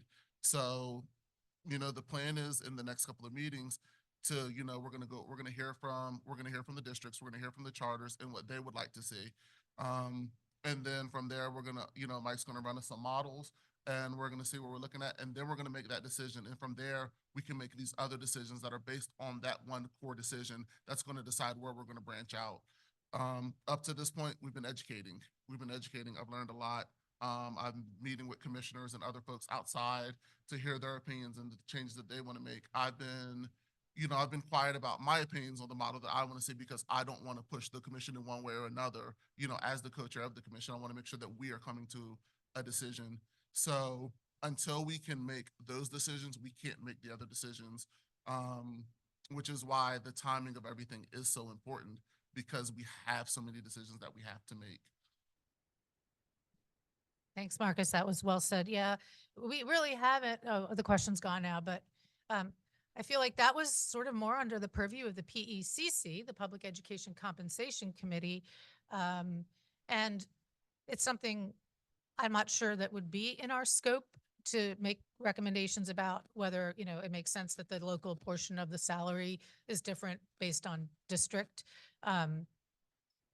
There's certainly an argument to be made that there's areas that are a little bit more affordable to live in, and the salaries don't need to be as high, in areas that are more expensive to live in. But something that we can look at, but like Marcus said, we are far from that. We're far from that right now. That could be later down the road, and it could be something more of a separate, like a Public Education Compensation Committee type endeavor, because that's compensation as opposed to the overall structure of our funding system. They're a little bit two different things. And it is something that's really important, like coming from Seaford, where we don't have a whole lot of land wealth. If you're a Seaford, a Laurel, a Woodbridge, a Lake Forest, it's hard to compete with some of our neighboring districts, that are, that's where it's a little easier for them to raise property taxes. And then, you got the Votex as well, who don't have to go to referendum. and then, Which is good for them. It's good for them. It's nothing against them. It's just, when I talk to my superintendent, what I keep hearing from her is we want to be able to compete with our neighbors. So this is absolutely something that's extremely important, especially to someone coming from a district like Seaford. It's extremely important to us, and we're going to work hard to get it right. And we hope equalization can address that in the meantime, right? Because it would allow this, it would give more state share to the lower property wealth districts. And hopefully they would invest that money in their teachers and their salaries. Yeah. We have a question here. Good morning. My name is Robert Signo. I'm a member of the Vision Coalition. Michael, I want to thank you for your clarity, as Gary said, because this is a complex issue, and your analogy regarding religion was absolutely wonderful. Just an observation. So I was there 17 years ago and had those conversations. And I also am so happy that we are coming to a conclusion with equalization in terms of updating it. All great. The one thing I've discovered in this journey is that folks don't understand the word equity. They confuse it with equal.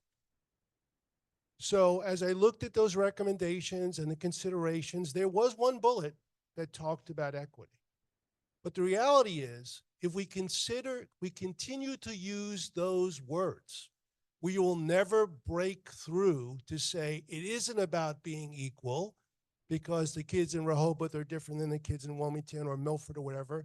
Having been a principal of a high school that's set in 2 counties, so the equalization issue was even worse because we were in 2 different counties and 2 different tax assessments.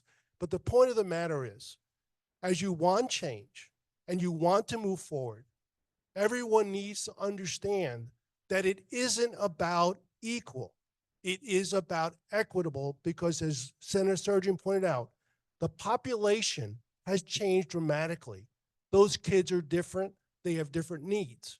So until we can break through to help people understand that equal is not equitable, we will face this challenge. My hope is this conversation will help educate folks to understand that, and that the legislators will begin to understand that equal is not equitable, and the rest of the community and the business community.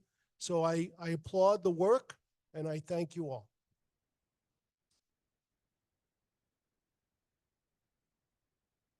Thank you all very much.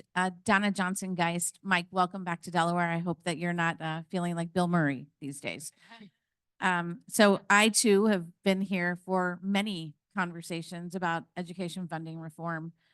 I perhaps feel a bit more hopeful that change is on the horizon, but I want to implore all of those that are involved with a couple of things. So first, when we think about funding formula revisions, we must remember that this is not a standalone change. We are at a point in which there are many other changes that will impact the students in our schools, and we have to make sure that we're connecting those and we're not operating in a silo. We need to leverage this opportunity. We have a huge opportunity with a new administration coming on to think about how we connect all of these in a strategic manner, and we must connect those together. It is time that we need to transform our formula from one that is about a system to one that is about students. We must remember that this is not an or situation. This is a both and. There are things that can be protected through any way that we want to create our student-based funding system. And we must remember that that includes change to a system as well as investment in our students. If any of you have had the opportunity to hear from our National Teacher of the Year, Missy Testerman, she's from Tennessee. One of the things that she shares in her comments and when she speaks across the country is the fact that our students all have unique needs, and our students are unique, but the way in which we support them must have a bar that is here. Relationships are important. Social emotional supports are important, but we cannot love our students to proficiency. We cannot lower the bar for our students because of challenges that they face at home.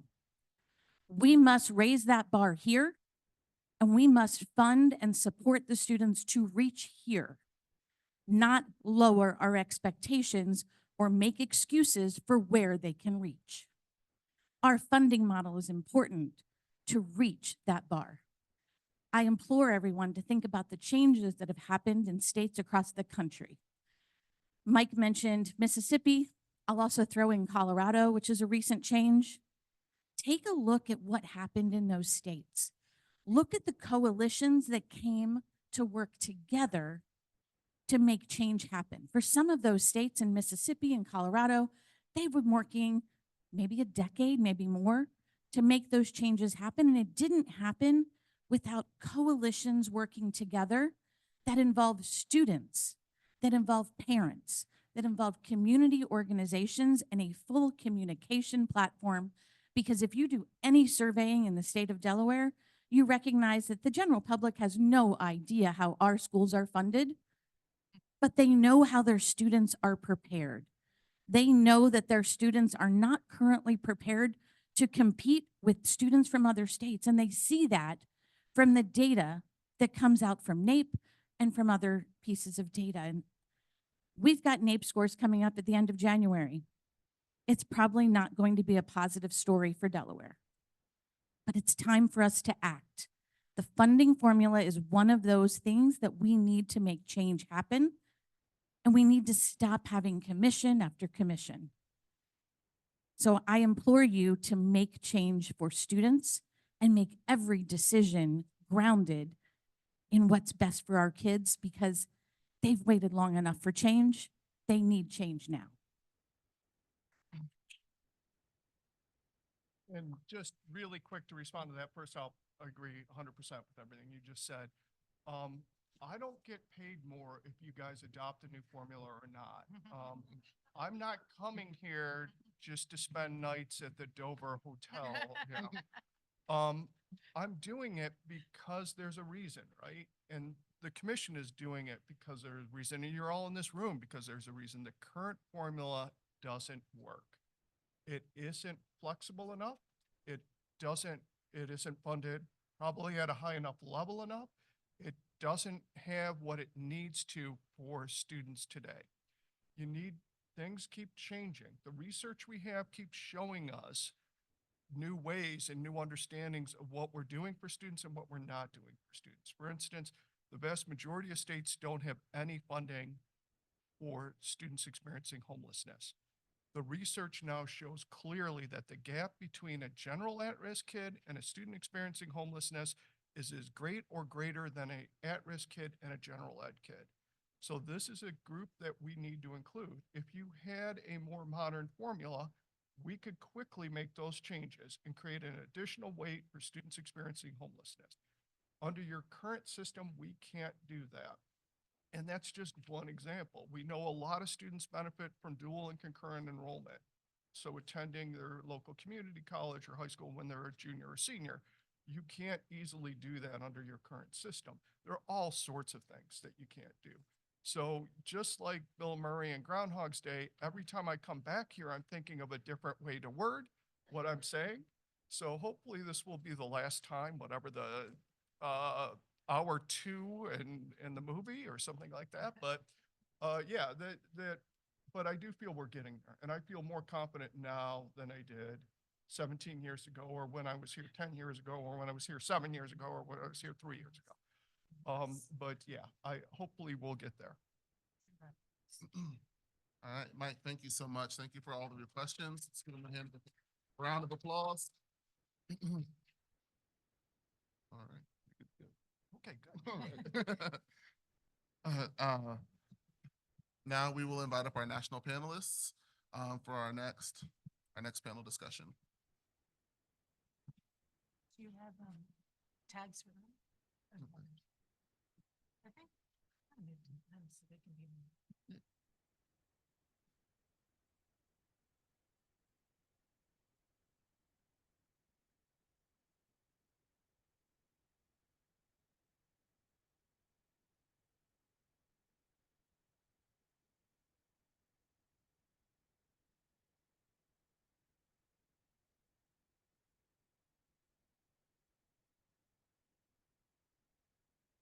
Sure. Sure.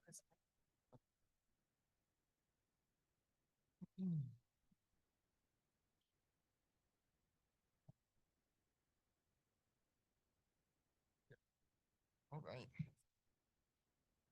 We are so fortunate to have the panel of experts from other states join us in Delaware to learn about how we make change for our funding system. So what we're going to do is I want you guys to go ahead and introduce yourselves with your name, your organization, the state you represent, and the role you played in funding change in your state. Well, hello, everyone. My name is Quabila Huddleston. I work at the Education Trust. I work in our national office, but have worked really closely with our team in Tennessee. So today I will be here to represent our office in Nashville. Hi, all. I'm Ria Gupta. I'm the interim executive director of Strong Schools Maryland, obviously representing Maryland. And we are a grassroots education advocacy nonprofit organization based in Maryland. And as an organization, we were the main organizing and advocacy arm that secured the passage for the Blueprint for Maryland's future. That's If you don't know what the blueprint is, it's a large omnibus education reform bill that dedicates financial resources and critical policies to create that world-class system of schools that students deserve. Hi, everyone. Hi, can you hear me? My name is Jenny Williamson, and I am the State Director for the Education Trust in Massachusetts. And back in 2015, I was working as a research director for the state's Joint Committee on Education. And I was actually responsible for managing and writing the report of a Foundation Budget Review Commission, which is similar to the commissions that we're seeing here, that was charged with looking at the state's formula for distributing education. And so I worked on that commission, which ultimately led to the passage of a new law to update our formula in 2019. Hi, my name is Gary Henry. Can you hear me? Great, thanks. I'm a professor in the School of Education and the Biden School of Public Policy and Administration at the University of Delaware. I took a walk down memory lane in preparing a few remarks for this. I've intensely worked with 8 different governors or state legislatures on changes to the education funding system and other policy changes as well, dating back to Doug Wilder and Jerry Bloughs in Virginia, Zell Miller and Roy Barnes in Georgia, in North Carolina, 3 governors, including Jim Hunt, where I served as his senior education advisor. And I've taught public finance and public education finance for over 25 years at the graduate level at institutions across the country. I haven't yet taught it at Delaware, but I hope to be able to do that soon. Thank you all. Thank you so much for being here. The first question goes to Quabila and Gary. Can you speak to trends in terms of what direction states have been heading nationally? And you can decide who wants to go first. I can hop in here. Yes, thank you. So Mike, you mentioned wanting a beautiful chart. We have a chart here now. So in terms of what we're seeing in states, at this current moment, at least 41 states have a primarily student-centered funding formula.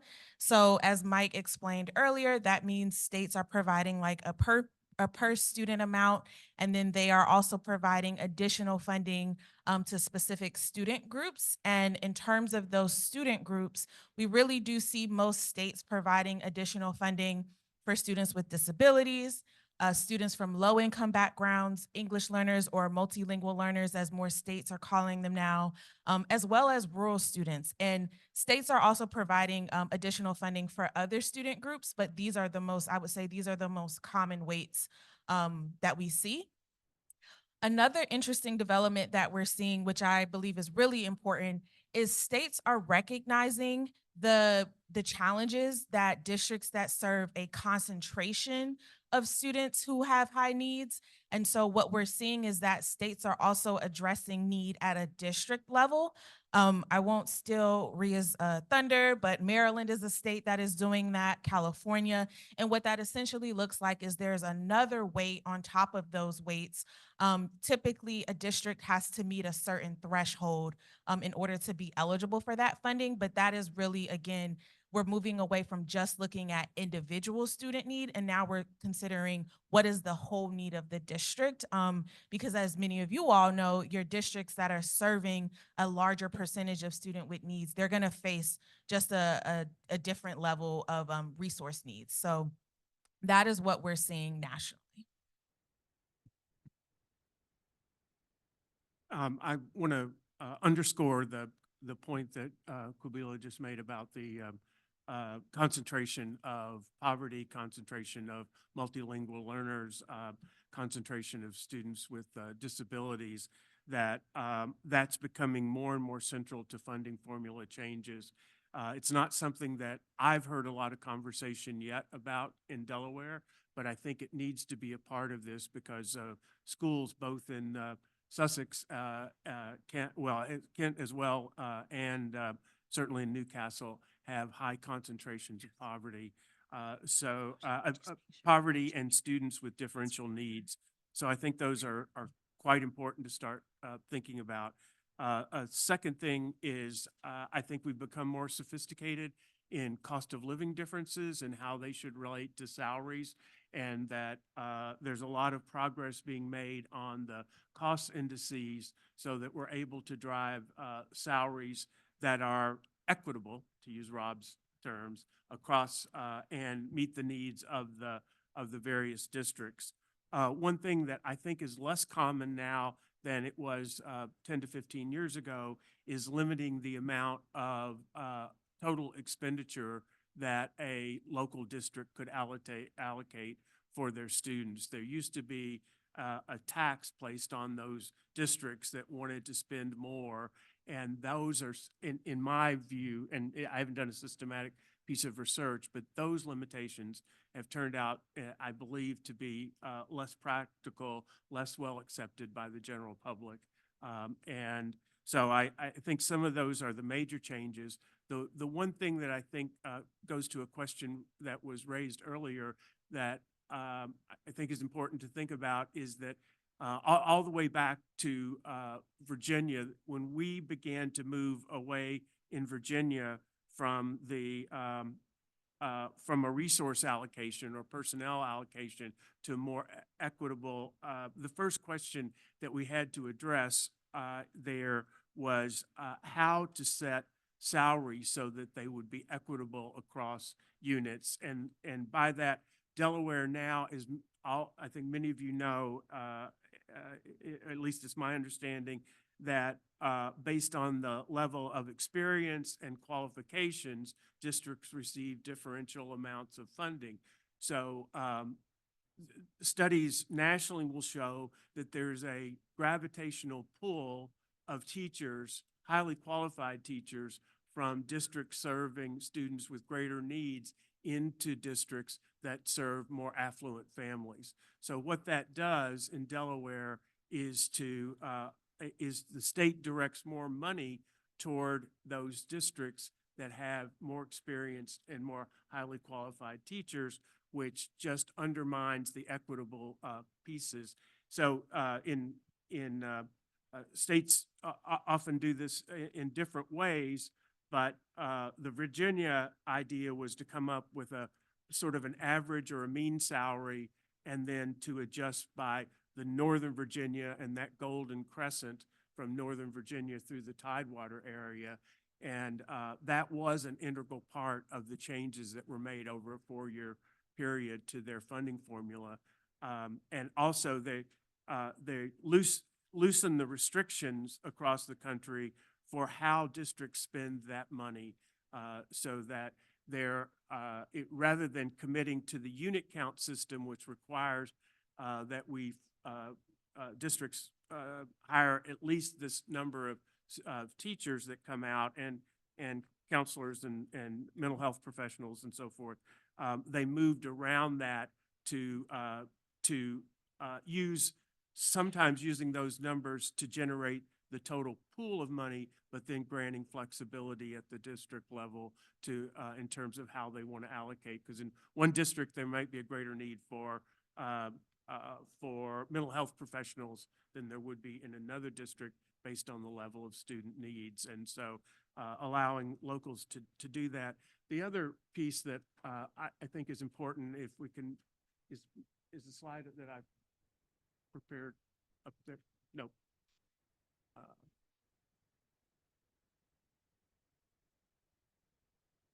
So through no fault of anyone's, the lack of changing in the education funding system has left Delaware in a different place than most states about the accountability system that they have in place. And many states have implemented changes in the accountability system that go beyond funding and go to performance as a part of their funding formula. So you see these, they look different, but it really helps to increase public confidence in order to making sure that the state is expending funding in a transparent way, and that funding is being directed to the districts and charters that were supposed to be funded. Secondly, that they're using the funding in appropriate ways in terms of teacher ratios and those kinds of things. And third, looking at outcomes and performance of the system. And often those systems are trying to move past a strictly test-based, although all of them, I believe, require test-based accountability as a part of their system, to including measures of well-being. And North Carolina, for instance, has a mandated annual teacher or biannual teacher working condition survey that's a part of the accountability system.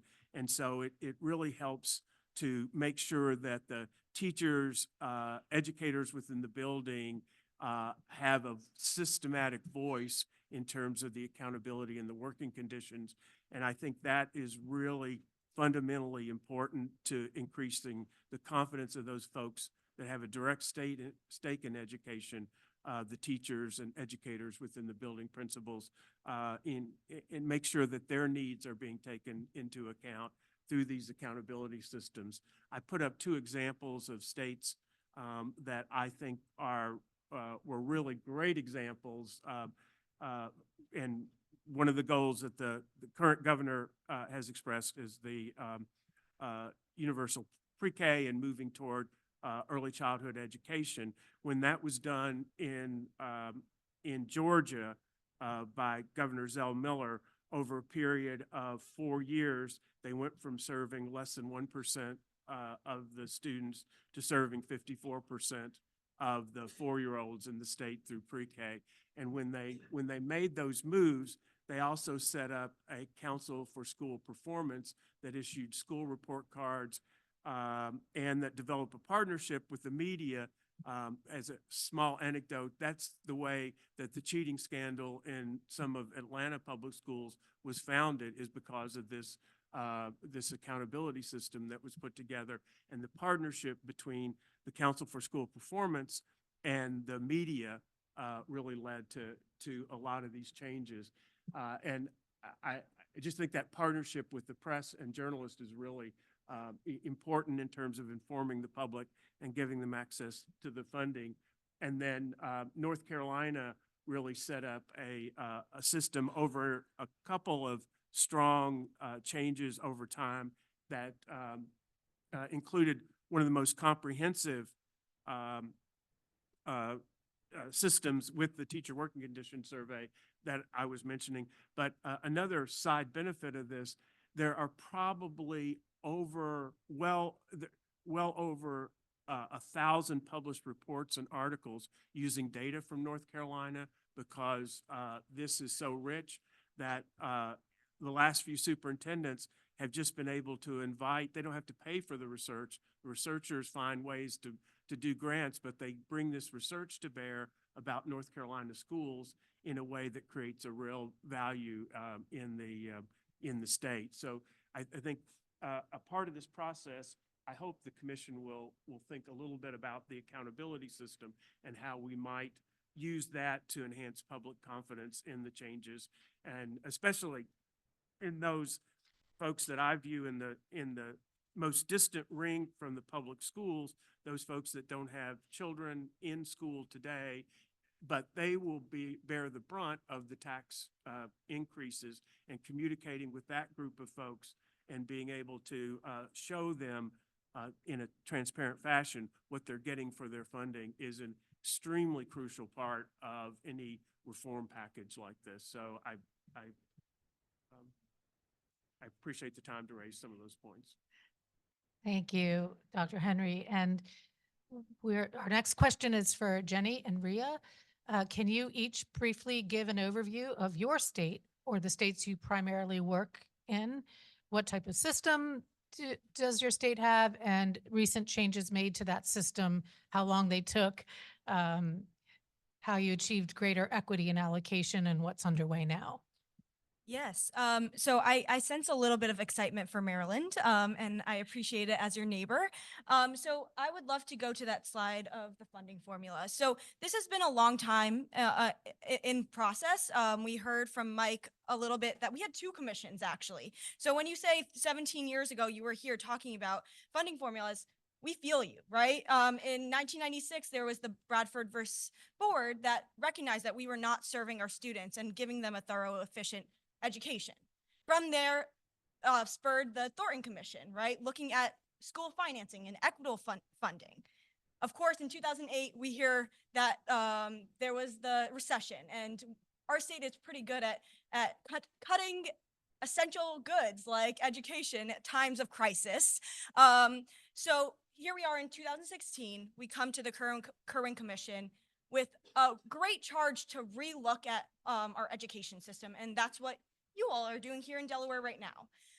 And my favorite part of the blueprint is this fantastic funding formula. So we have a student-centered funding formula, and this is just a little look at it. So of course, there's that base amount, that target per pupil amount. That's to quote unquote serve the average student. We know that does not exist in our system. It is just a number. That's currently at $8,500 per student, and it is rising throughout 2032. Will be rising to $12,000. So there's a systematic increase of that base amount. However, what I want to focus on is that weighted amount. So that's addressing student needs. We heard some talks about how weights tend to be at 25% for example, a student with disabilities. In Maryland, currently, a student with disability will get a 99% increase of their base formula to their cost. So that is almost double the amount they are getting to adequately serve their needs. And that weight is only increasing until 2032. That will go up to about 1.07% 107% of the base amount. So what Maryland really does is look at the student and what they need. And there are plenty of different weights. And one thing that we've talked about is concentration of poverty. We have this incredible concentration of poverty grant that looks at school districts and schools that serve 55% of students that are facing poverty, and gives them extra money to create community schools. So right now, Maryland, because of the blueprint, has over 650 community schools. These are schools that serve the community, the parents, the students, to address the needs of the student before they even enter the school. So I'm a fan of my funding formula, but this was a long time coming. And right now we are in year 3, going into 4 of implementation. Our bill passed in 2019. It was vetoed by the then Governor Larry Hogan. And then we had to do the work of getting the legislature to veto the veto. Yeah, override the veto. Override the veto. It was a lot of work. And then COVID hit. And we're facing some challenges, and I'm excited to talk a little bit about the challenges. But overall, we're seeing immense money being flowed into our school. And I'll talk a little bit more about the equity piece in a later question, but I just wanted to give you a sense of our incredible funding formula and the things that are possible if you actually look at student need and who these students you're serving are.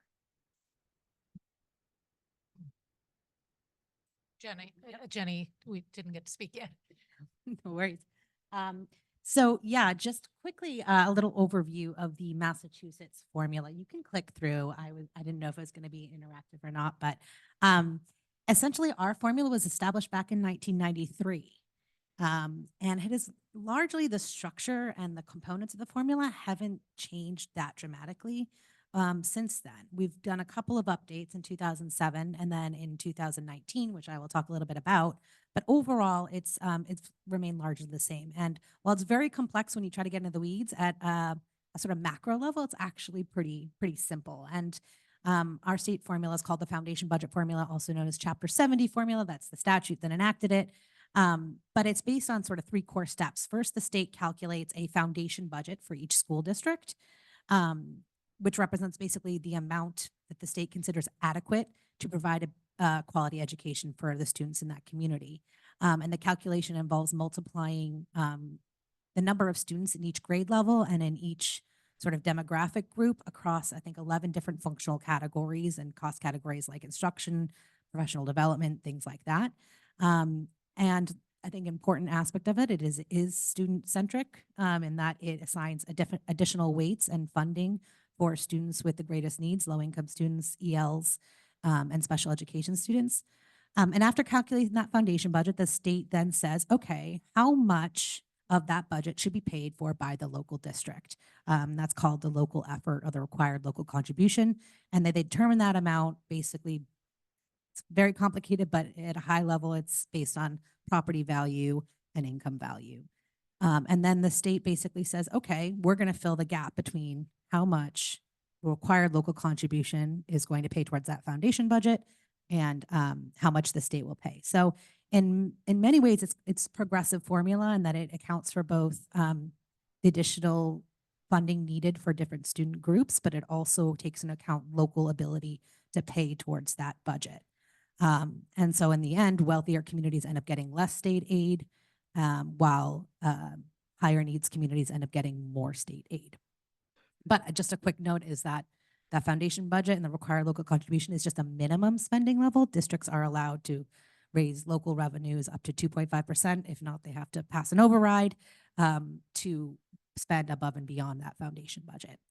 And so, yeah, and then in 2019, there were some updates made to our formula, which is based on the commission recommendations we made in 2015. And the recommendations were really designed to address the gaps that we were hearing from districts in how much the formula said it costs to educate, for example, a SPED student versus how much districts were actually spending on those students. And so the key priorities and updates that were made were that we provided additional funding for low-income students, an additional component for EL students, and an additional component for students with disabilities.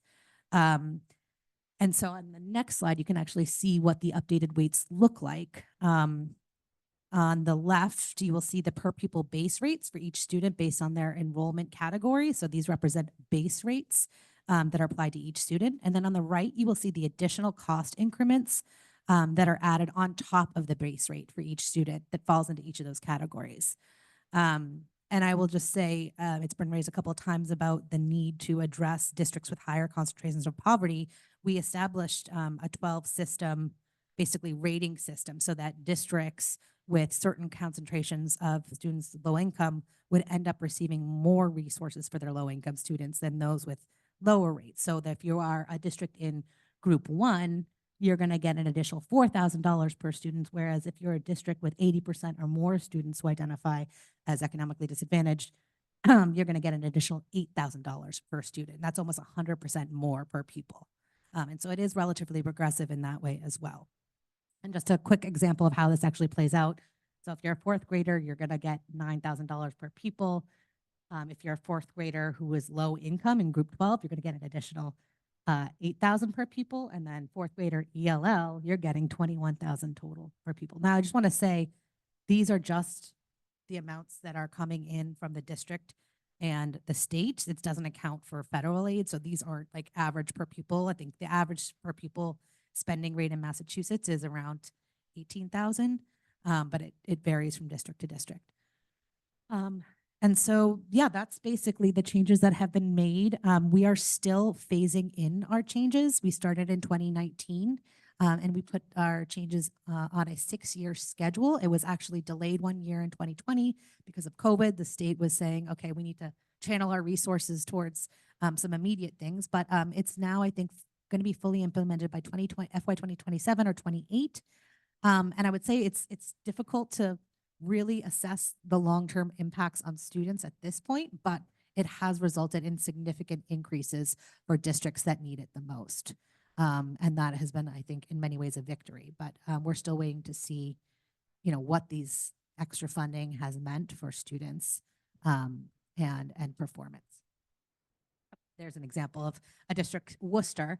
It's a very high needs district. They have about 79% of students who are identified as low income, and you can see on the left, the funding, the Chapter 78, which is the state aid, they get an additional 68 million in FY25 under the changes that were made for the Student Opportunity Act. If they, while their local contribution only basically rose by 2 million.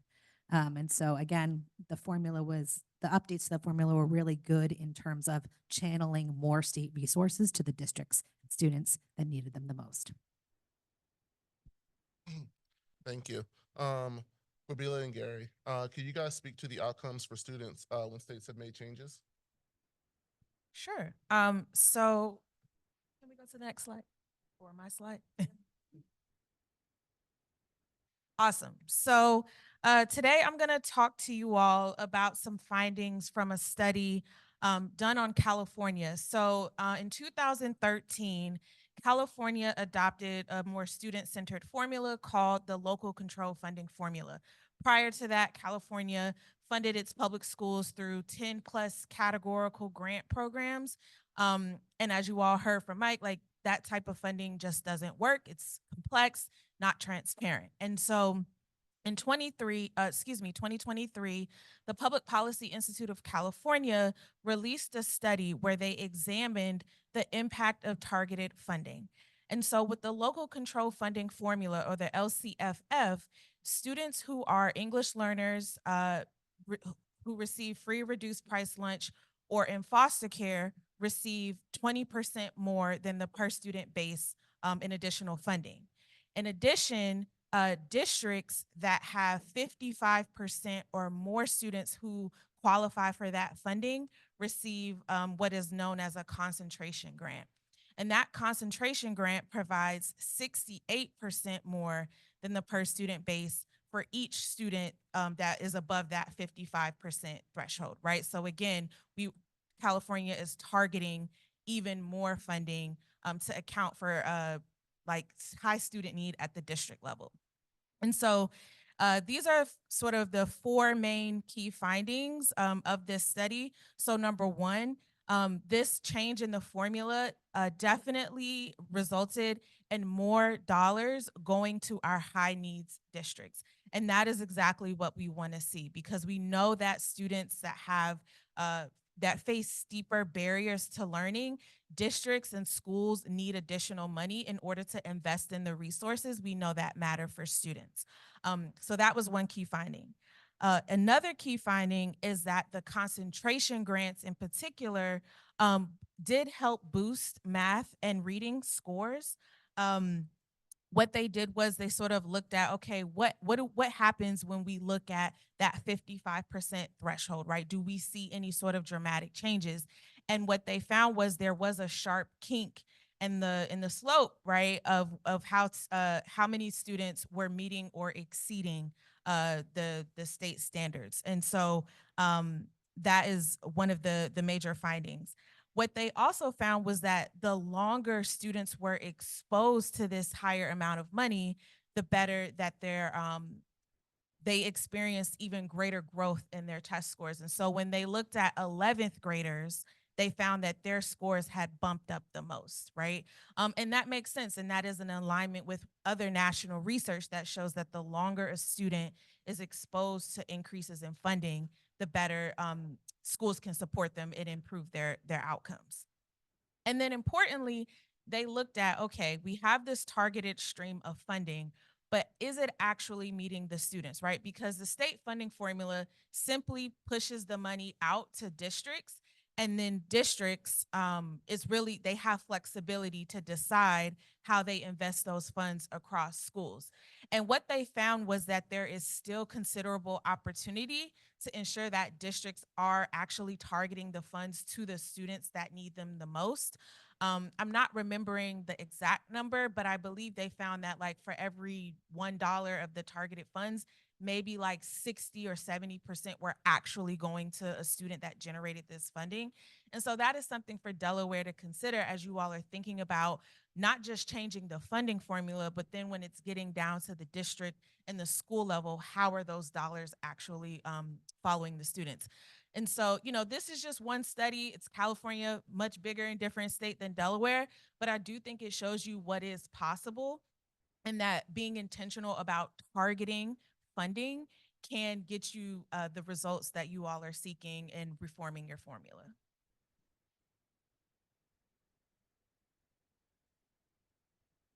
So I want to echo that, those findings and that those sorts of effects.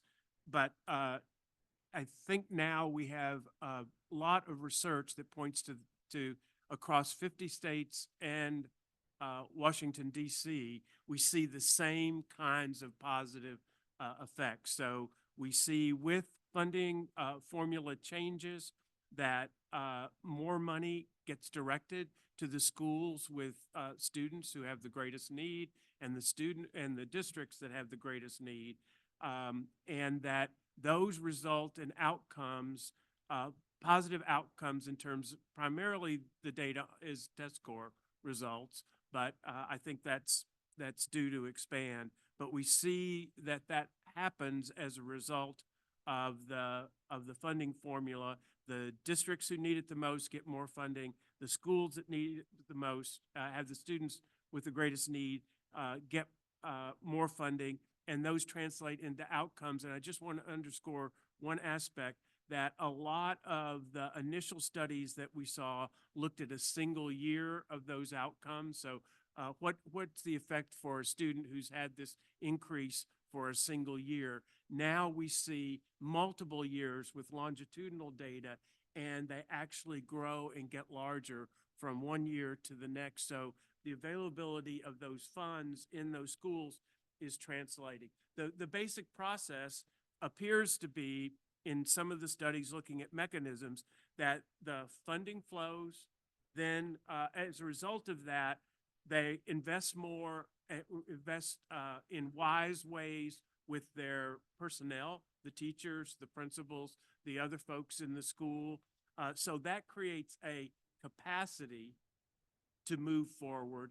And then they utilize that capacity, and a key ingredient is fostering more collaboration between teachers in the schools, and a stronger teacher voice within schools to make sure that we're addressing student needs. So it goes from funding to capacity building to utilize that capacity in for a more positive school environment and for greater levels of collaboration, and that results in the student primarily test score gains in the studies that I've seen to date. But I think that's a good indicator that a fairly stubborn outcome to see improvements on, like test scores, is actually being affected in a very positive way. And the studies now, as I said, are 50 states. The one thing that concerns me about this is that we see stronger and much larger effects from court-ordered funding changes than we do for legislatively directed changes. But I think what we see in the 3C, I think about 3 Cs.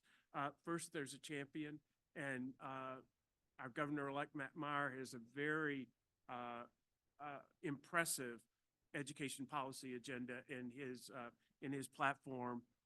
So I think Matt Meyer is likely to become the champion. The second is coalition.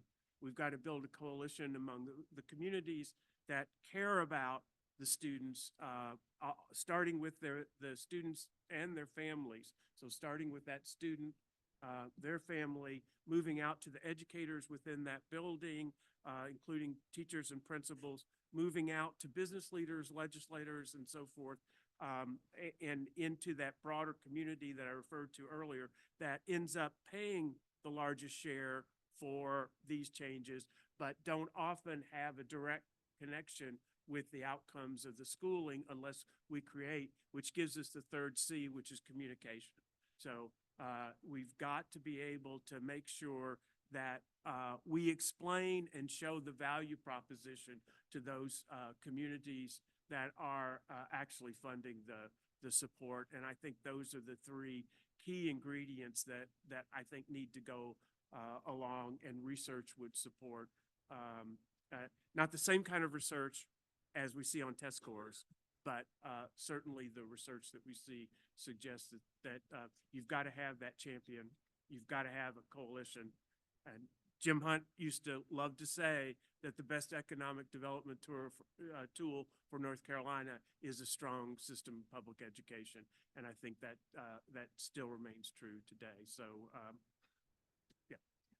And so while we're talking about national studies, so earlier when I was talking about the fact that longer exposure to more funding in California was a contributing factor to better results, and I mentioned that aligns with national research. So there's like a prominent research study, I'm not remembering it right now, but in that study, researchers found that not only, does this increase funding lead to better test scores, but there are also some longer term outcomes that I think you all probably care about as well.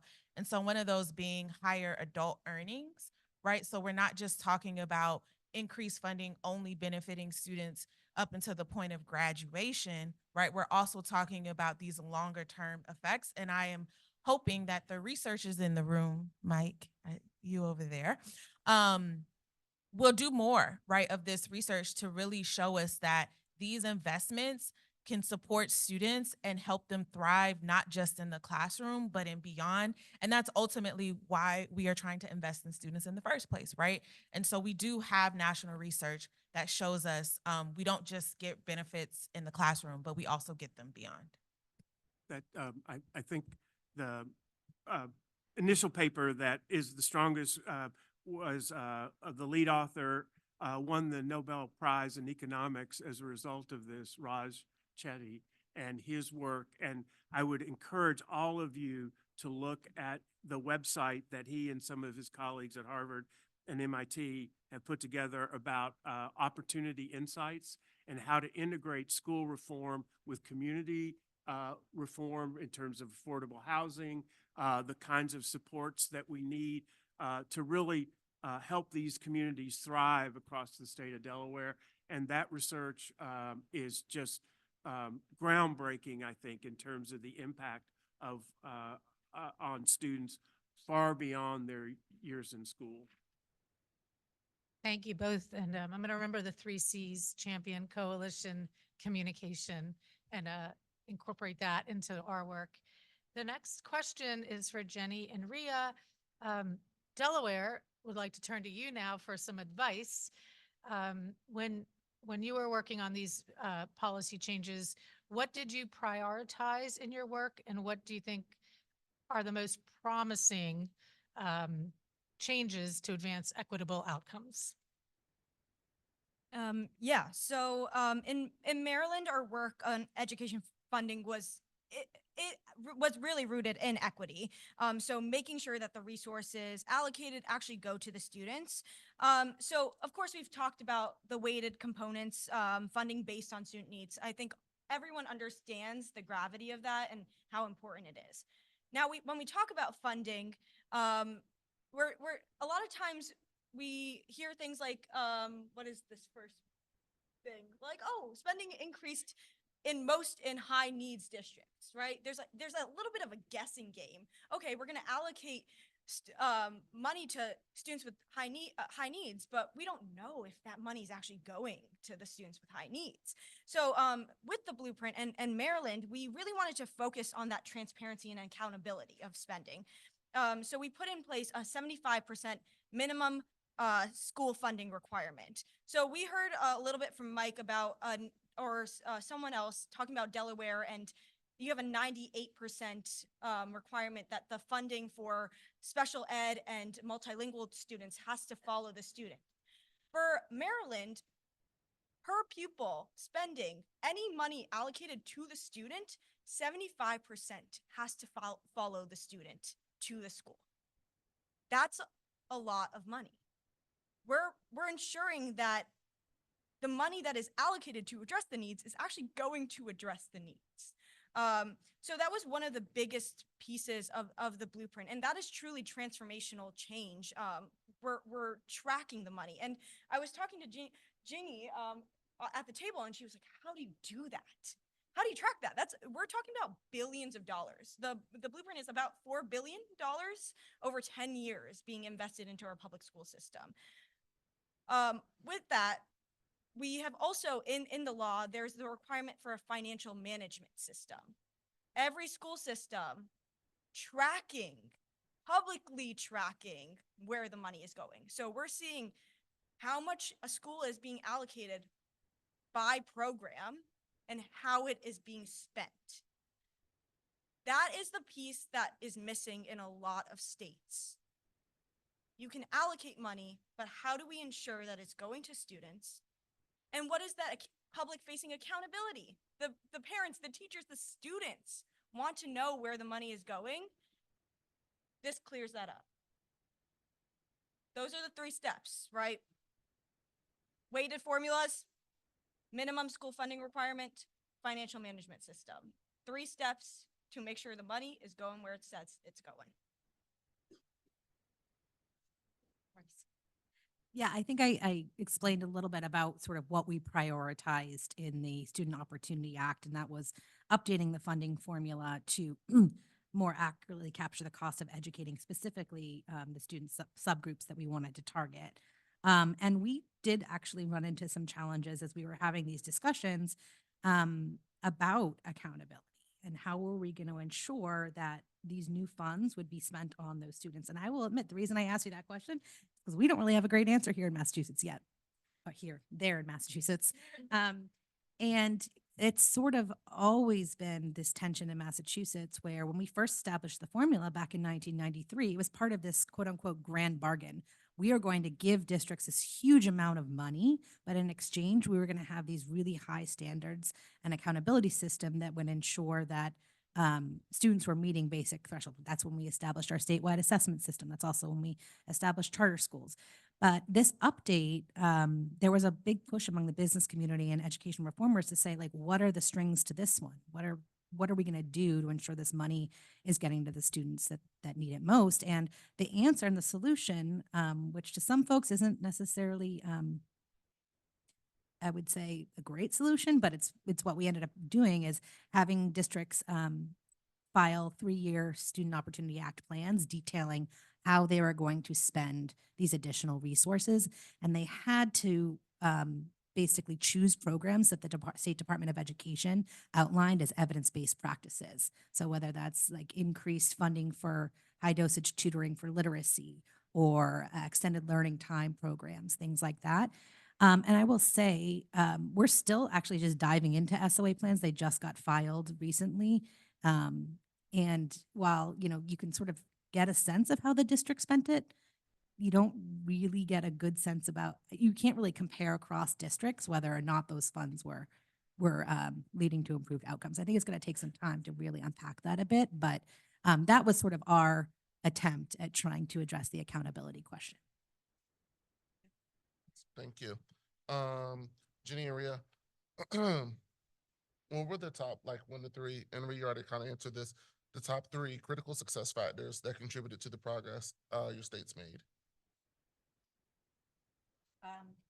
Sure. I will just say there was a really powerful alliance between the teachers unions, the local municipal officials, and district leaders calling for changes. And there was a really concerted effort to basically go into each legislator's office and say, this is how much more money we're going to get for the local community if you adopt these changes. And that was a powerful selling point for legislators, right? Get more money for your district, it's a win. And so that was part of it.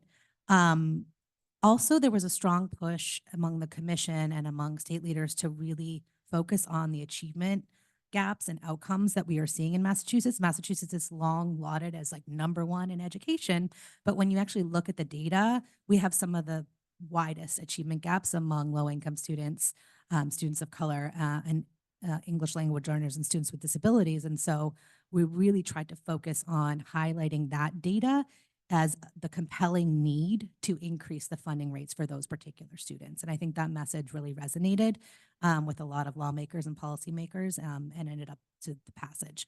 And also at the same time, I mean, this is kind of a given, but there was a favorable revenue outlook in Massachusetts that made it more possible to sort of pass some of these things. But I think the phased-in approach has also made it more sellable as well.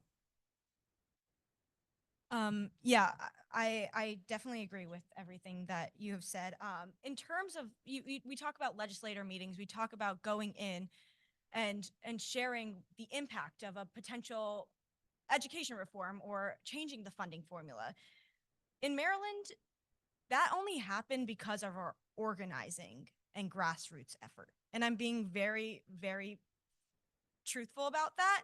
The blueprint probably would not have been passed without organizations like Strong Schools, and I know that's giving us too much credit, or communities coming together and building a base around the blueprint.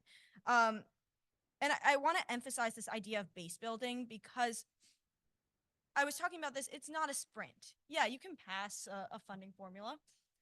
There are going to be attacks on that funding formula for years and years and years to come, on policies for years. If you don't adequately build a base of people who understand that the foundation is equity, that that this change is not going to be comfortable. It's not meant to be comfortable, right? Because we're truly aiming for a reform system. If you don't build that base and have adequate buy-in, it's going to fall apart. And we saw that in 2019, we passed the bill, we celebrated, and then Governor Hogan vetoed it. We had to come back stronger than ever because legislators they were like, what are we gonna do? We had to call on the legislators again. And we've called on them every single year since. Because the fight does not stop, right? We're in a bad fiscal situation. I wish I was Massachusetts. We're going into a $2.5 billion structural deficit next year. It's only growing to $5 billion in 2030. They look at education as something that's taking away money from the system and not as an investment. And that's an issue. So this is, when we talk about messaging, everyone in Maryland, everyone in Delaware has to be on the same board. Okay, if we're going to do this, we're going to do this right. So when I talk about grassroots organizing, I mean it. Get people on board. It's not a grass tops. It's not advocates. Communities must be their own advocates. They must be talking from their own experiences because that's what legislators are going to listen to. And you love when students and parents come to your door and tell you what's going on in their school system. That's what matters, and it must be a factor in any success. I just want to underscore. What Raya said there about the need for, a powerful message and voice. And in particular, one of the regrets I have, having worked in the commission, is that we didn't include any student voice on that commission. We held regional public hearings where we go into different communities and hear their sort of stories and what the impact of the formula had on them, but we didn't hear from students. And I would have really liked to include in more student voice, because what students would have had the ability to do is to really bring that student experience to life and the student story to the forefront of these really complicated discussions where politicians just see dollar signs. rather than seeing the students at the center. And I think that would have created more of a sense of urgency and really helped ground those conversations in the student experience and why we are having those conversations in the first place. And so to the extent that Senator Sturgeon can delay the implementation of the work of the commission to include more student voice, I would say that that would be a wonderful step. I'm absolutely willing to do that with the rewrite of the resolution in January. And just as a reminder to everyone, I'm not just a politician. I'm more, in my heart, I'm the teacher who taught for 25 years in our Delaware public schools. So I think that to some extent, I bring a little bit of that voice of what it was like teaching in the system, the way it's funded now. And believe me, one of the reasons I ran for office was because I didn't feel like in my position as a teacher, I was able to affect the kinds of changes that needed to happen. So I'm very grateful that now I'm in a position where hopefully I can help make that happen. Our next question is for Gary and Jenny. So we're switching it up a little bit. What data points and messages, which you gave me a perfect segue into messages, were most prominent in the process, and what were the most effective and powerful oh, well, then the next question, which will be for Quabila, Jenny, and Ria, that's related, are who were our most powerful or your most powerful messengers? And if you feel like you kind of already answered those questions, maybe just refer back to what you shared, and then we can move on to our last questions. So I would just say that we have to start in looking at this question, I have this sort of idea about 4 concentric circles. So first of all, you've got to start with the students and the parents, and we're talking about that a lot right now. And I think that's a key group that we have to bring on board. Next are the folks who work in schools every day, who have direct stake in the operation of those schools. So we have to make a funding system that works for the teachers, the principals, the counselors, and it works for the bus drivers, because we're having issues there, and food service workers. So we really have to build a system of funding that includes their needs and then encourage them to talk with other people in the community about about the needs and about the positive outcomes that could come from the changes. The next group would be legislators, business leaders, community leaders. They're extremely concerned about the folks leaving our schools and their ability to do the work that needs to get done and how much that contributes to economic development. I can tell you that one of the greatest difficulties I had as the Dean of the College of Education, Human Development at UD was that when we'd attract faculty, they'd come in and they felt like they couldn't live in the state of Delaware if they had kids, because they needed to have stronger public schools or a charter school close by that they could send their kids to. And so just as an employer in that context, it's really vitally important. And then we've got to understand that there's a term that folks who look at public opinion talk about surplus compassion. And surplus, what they mean by that is this broader group of folks who will end up paying for the funding, but don't have a direct stake or direct connection into the schools that are going to be funded. And those folks, we need to make sure that we're making information available to them and communicating with them in order to get them over the hump of that billboard that Senator Sturgeon referred to, that everybody in the state, I think, has seen at this point. You know, we're in the top 10 in terms of spending, but we're in the bottom 10 in terms of proficiency on NAEP scores and so forth. And I think we can't assume that message is going to get through. We have to seriously consider all 4 of these kind of concentric circles in building that communication strategy and making sure that we've got the right people talking with each other through this process. So I drew a little graphic, but I thought it was too cute to put up in my slides. to show the concentric circles, but I do think the communication strategy has to be broad-based, and we have to be intentional about all of these groups and bringing them into the fold for education reform. Because as my colleagues to the left have said, it's a struggle, and it's going to continue to be a struggle. Thank you. Marcus, how did you handle the rest of it? Jump ahead. Okay. Who were the most powerful messengers? All right. Aquibila, earlier I said this, but I kind of conflated two questions. Who were the most powerful messengers that helped you get change across the finish line? Yeah. Julia, can you go to the next slide or my slide? Yes.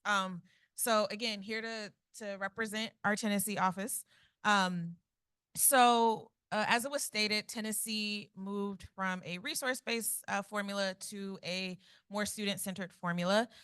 They are in year 2. So they passed it 22. I think they waited a year and then they set forth with the formula. And so in terms of how Tennessee actually achieved change, with the most powerful messengers, number one, the governor. So there was a lawsuit, right? And a hearing was about to come up and he said, okay, we're going to review the formula, the old formula, which was known as the basic education program. And so he really led the charge there alongside the Tennessee Department of Education. Another constituency that was really powerful in messaging were the rural superintendents. They were really able to reach their legislators and say, hey, this is a change that we really need because our students' needs are not being met. And so pretty much pushing school funding as a top priority to legislators.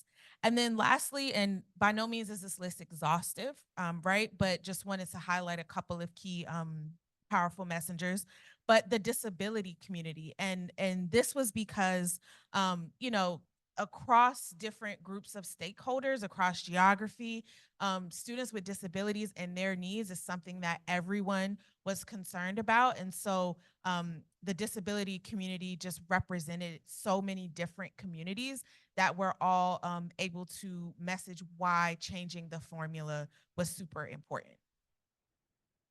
Thank you. And we're going to jump just a little bit ahead to question number 8, which I'll admit I shoehorned this question in here. How have educator unions and other groups like administrator associations in the states you worked in, what kind of partners were they? And, how did you make sure that you were able to get their buy-in? Yeah, this is pretty simple. They were extremely important. They continue to be in a coalition I co-lead of the Blueprint Coalition. We have our large MSCA, which is the Maryland State Education Association. We have the PSAM, which is the superintendent's group. We have MABE, which is our boards of educators. There is no work that gets done without including these folks. There is no work that gets done, including them, working with them, and sometimes you won't align, and that's the key. But finding that middle ground, and in the end, we focus on equity. We focused on, okay, we want students to reach their full potential, and everyone can agree on that. Figuring out how to do that sometimes is an issue, but having them at the table, part of your coalitions, is extremely important. Very simple answer. Thank you. All right, for our final question, after this question, we will go to a Q&A. And we do want to be conscientious of everyone's time. So if we're going to be pretty brief with this one, but we're going to go down the line. Any word of advice for us as we look to change our model, and anything that you would avoid or that we should avoid?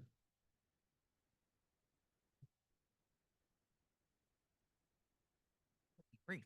We can talk about it more later. Yeah, I mean, I think you should with big change, right? I mean, we're talking about an 80-year-old formula here in Delaware. There's a lot of fear. However, right, action cures fear. Y'all heard that before? Progress over perfection. We've heard that, right? So like, I would say expect fear, concern, worry, but understand that students can't wait. We heard that. That's been a resounding message. And I think centering that in your decision making is really, really key. And the pitfalls, like she's going to say more about this, but also think about how are we going to pay for it? You know, we see states taking many, many years to phase change in, which is understandable, but also understand our students need us right now, today. So prioritize that, think about that, not just like how we're going to change the formula, but how are we going to make sure it's successful when we implement. Yeah, I could talk about this for probably a day. It's a marathon, not a sprint. Also, policy is just policy until you implement it. We heard something called short-term mess, long-term success. I would say sometimes it's a lot of mess, actually. And that organizing piece is super critical. But just for the first piece is be prepared for pushback. Competing priorities, they come. They will come. But be focused on that long-term goal. Second, revenue. When we passed the blueprint, we had a few revenue streams going into the blueprint, but we knew that going into the 5th, 6th year, we would not be able to pay for it adequately. And now we are heading there. In 2027, we are not fully funded, and we're looking at major cuts. Doesn't matter if you're in a good fiscal position now, you need to have major revenue streams going towards education. It might need to be put in a lockbox where people can't touch it. And, you know, we can talk about fair taxation any day, but that's one of the big revenue streams that we don't talk about enough. A millionaire's tax, closing corporate tax loopholes. Let's fund education. Let's not fund corporations and wealthy people. That's just my takeaway, and I will happily talk to anyone and everyone about our pitfalls, but I'm excited for the change that's coming in Delaware as your neighbor.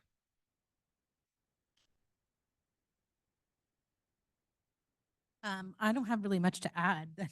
What the wonderful women have already brought to light, I think just emphasizing the willingness to be flexible in the initial phases of implementation while also recognizing the sense of urgency, and just making sure that the message that you are communicating to the groups that you are still struggling to get on board are clear, that they are compelling, that they are consistent, and they're grounded in student experience and need. So one of the things I would say is based on my time here in Delaware a good bit, and that is we've got to communicate this message in terms that resonate with our various publics and constituencies. So I think the public and a lot of us have our eyes glazed over when we see the millions of dollars of increase in just aggregate annual terms.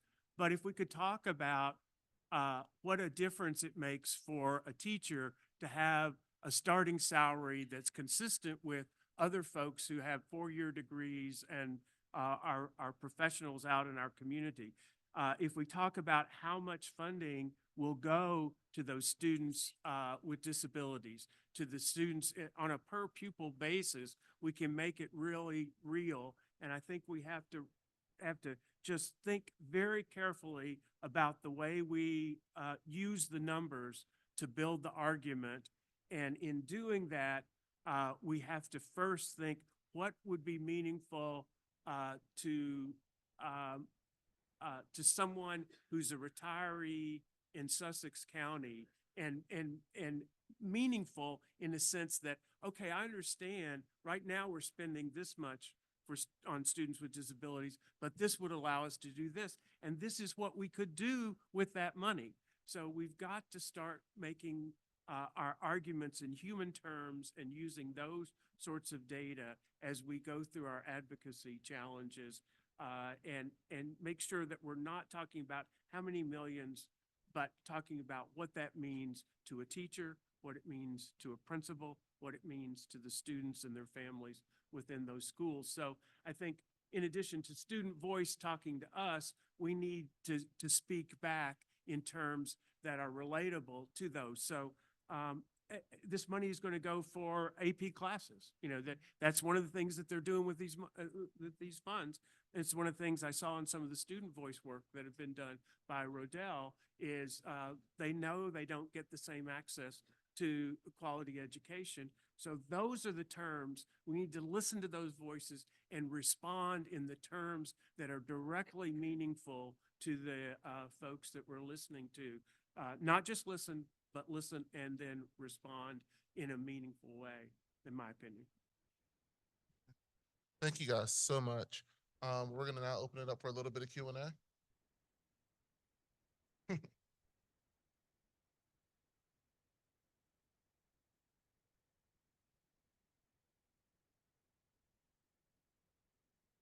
you. Kendall Massett, Executive Director for the Delaware Charter Schools Network. Thank you all for coming. Jenny Tim says hi. Rhea, I talked to Mackenzie Allen while you were doing this. So yes, that was with Stronger Schools Maryland when you did that work. So I have two things, a comment and a question. Gary, you talked about accountability. Charter schools are held accountable.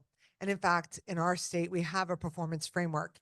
Everything that you put on your slide, we already do in our schools.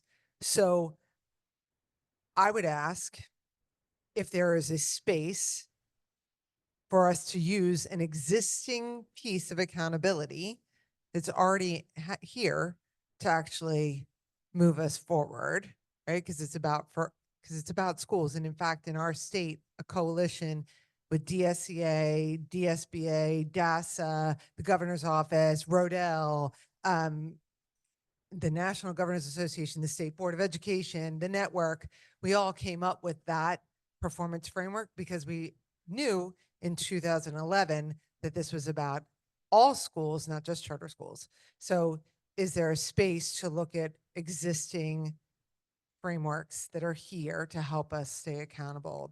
That's my one question. And I do want to have one comment before you answer. Jenny, you're absolutely right. And to the students here, they're absolutely right. Their voices can and should be heard.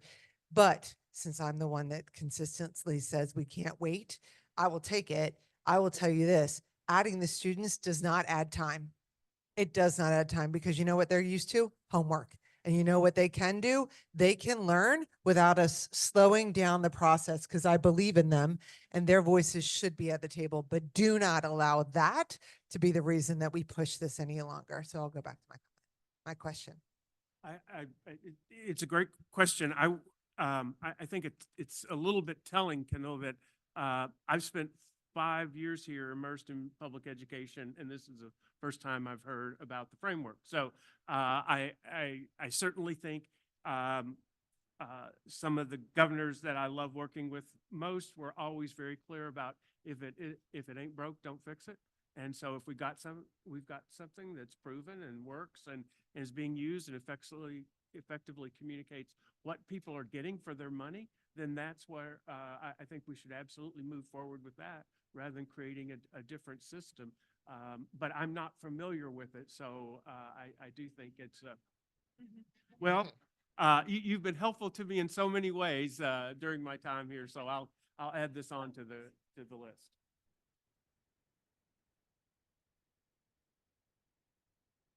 Hi there.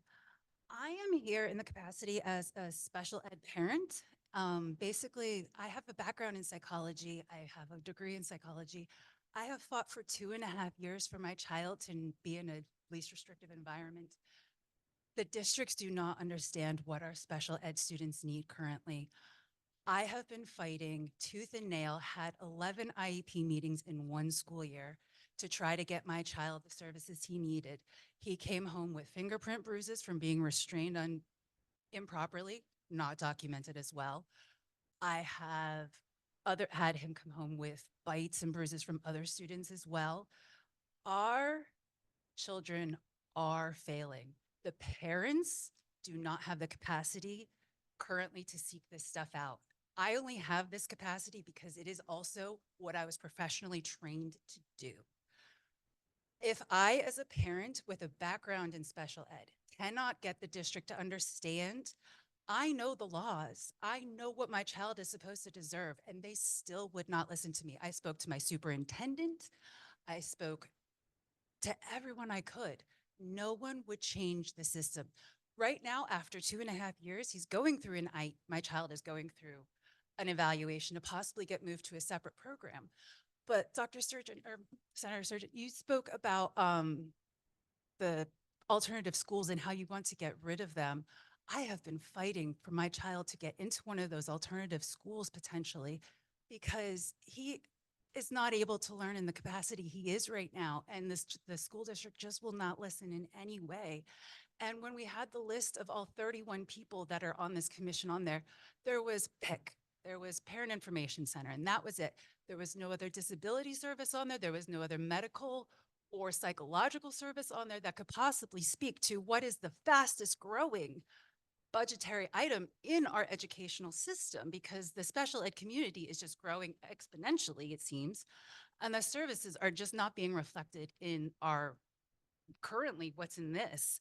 Because as I said, we had all the districts represented there, some of them twice, but they don't understand what our special ed kids need right now. As I said, I went to my superintendent and said, my child has been in a school for 2 years now and has been brutally, traumatically treated, and nothing has changed. So could we also please get some mental health experts, some people who have actual background in advocating for special needs communities, because parents are drowning. We can't stand up for them in the schools, let alone to the state. So could we please, please, please focus on the disability aspect of this budgetary question?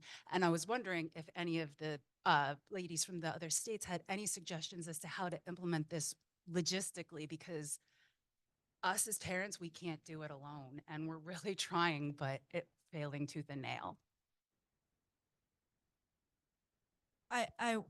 First want to acknowledge your experience and say, you know it. It's the experience of many parents, students out there. In Maryland, I'm really grateful for us having an incredibly large students with disabilities advocacy group. It's called the Education Advocacy Coalition, and I'm happy to put you in contact with them. But it is a large coalition with people with legal expertise, research, all facets of working with students with disabilities, coming together and supporting the students that are in the system. With that, the blueprint did recognize that we don't know how to adequately serve students with disabilities. So currently there is a work group on special ed happening. They are a group of like 30 folks, experts in the field that come together every month, and they are going to be submitting recommendations to the state board and the legislature in the next year. It goes back to the experts and the people who know the environment and know how to adequately serve these students, and going back to them for the recommendations. And that's what Maryland is doing right now. But it was fighting tooth and nail for that. It's not a win-all at all. And I'll just quickly add that in Tennessee, during their sort of review of the old formula, the governor, the TDOE, they stood up these subcommittees. I think there were like 18 or more. They range from like rural communities, disability communities, multiple different types of, communities. And so I would urge Delaware, the legislature to consider, more than public comment, do town halls, do as many public engagement sessions as you can at different times. Think about transportation, think about childcare, like think about all the things that present barriers to these communities, and provide those opportunities so that they can meaningfully weigh in, would be something I would add. I would just say in Massachusetts, we intentionally included on our commission a representative from the American Federation for Special Needs and the Massachusetts Advocates for Children, which is a group that specifically focuses on advocating for students with disabilities. And they provided a lot of valuable insight on how we should be updating our special education cost formula.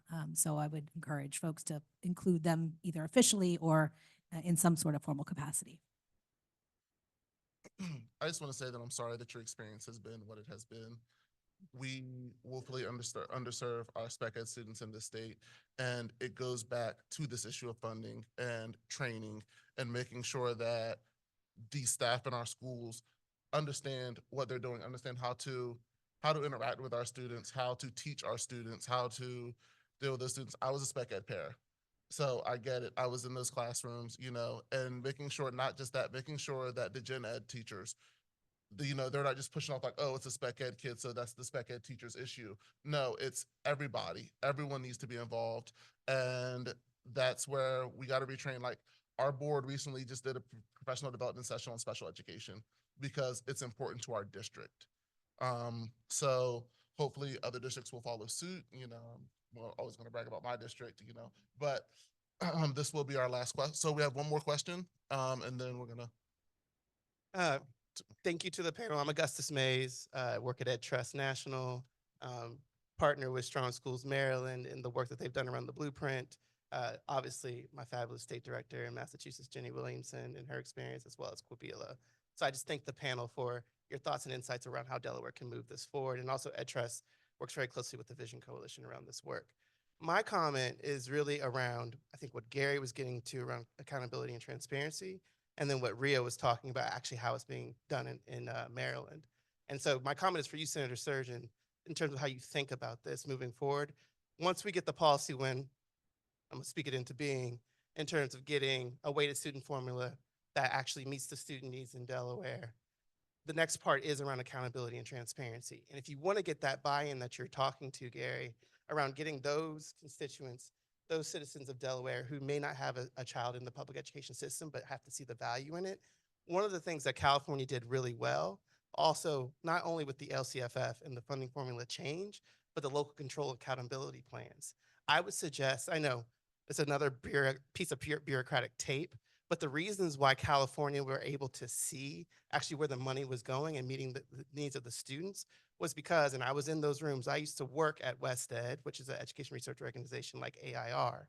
And we were in those rooms with the California Department of Ed, with the superintendents associations, the teachers unions. And there was a lot of pushback around being prescriptive about how they are actually writing into their spending plans over a 3-year period where those funds were going.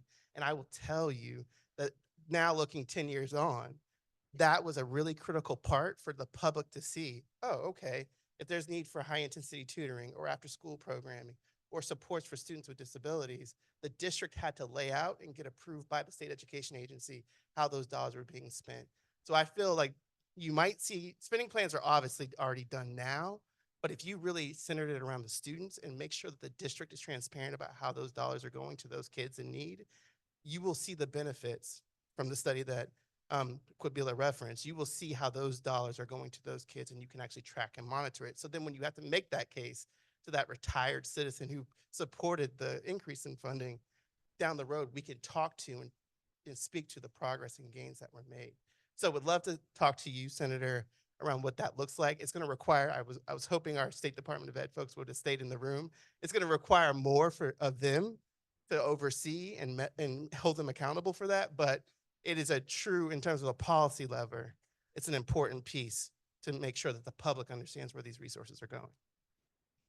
Kato, we'll take that last question.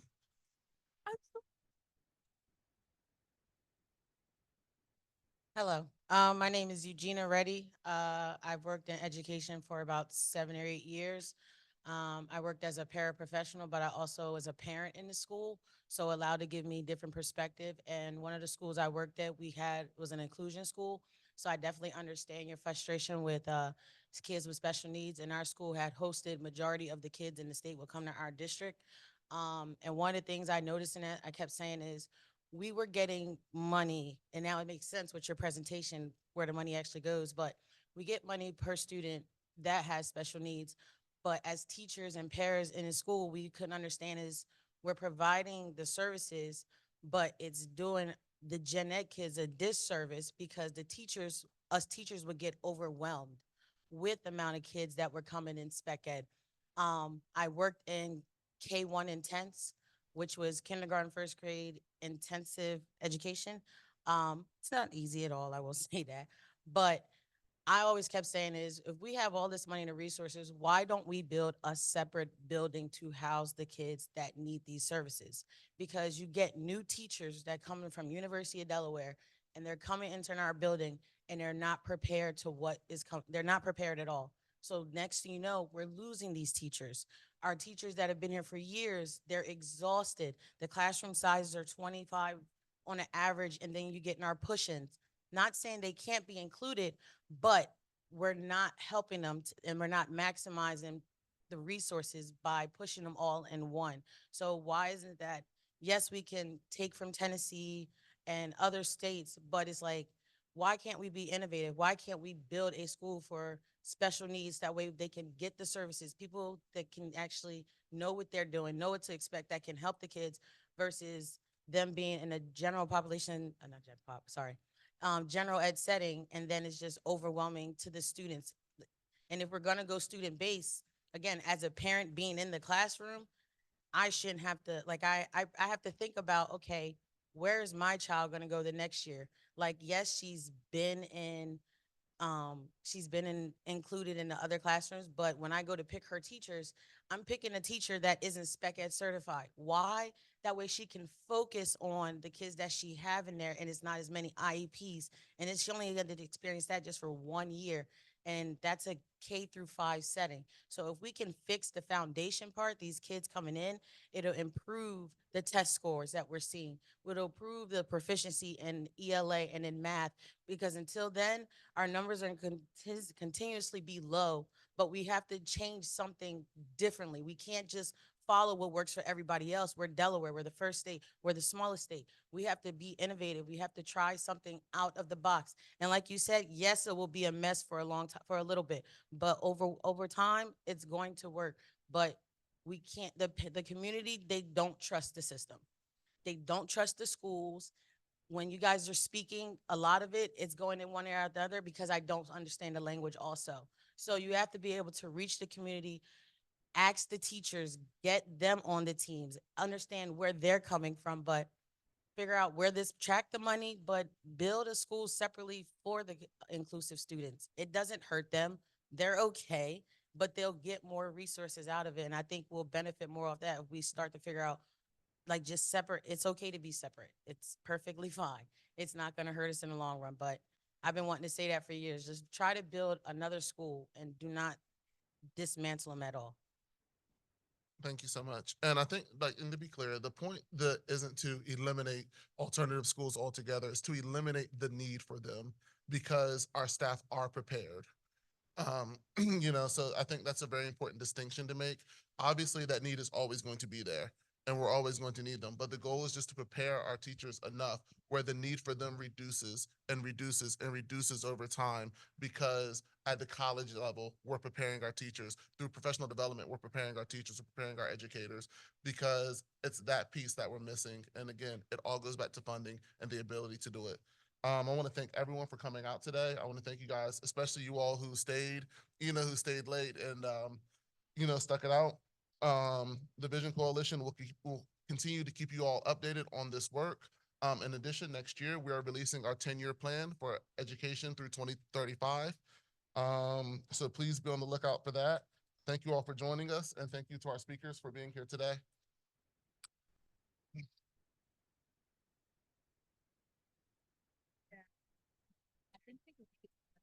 Yeah, no, let me get my phone. We can get Sierra to. Yeah, I want a picture.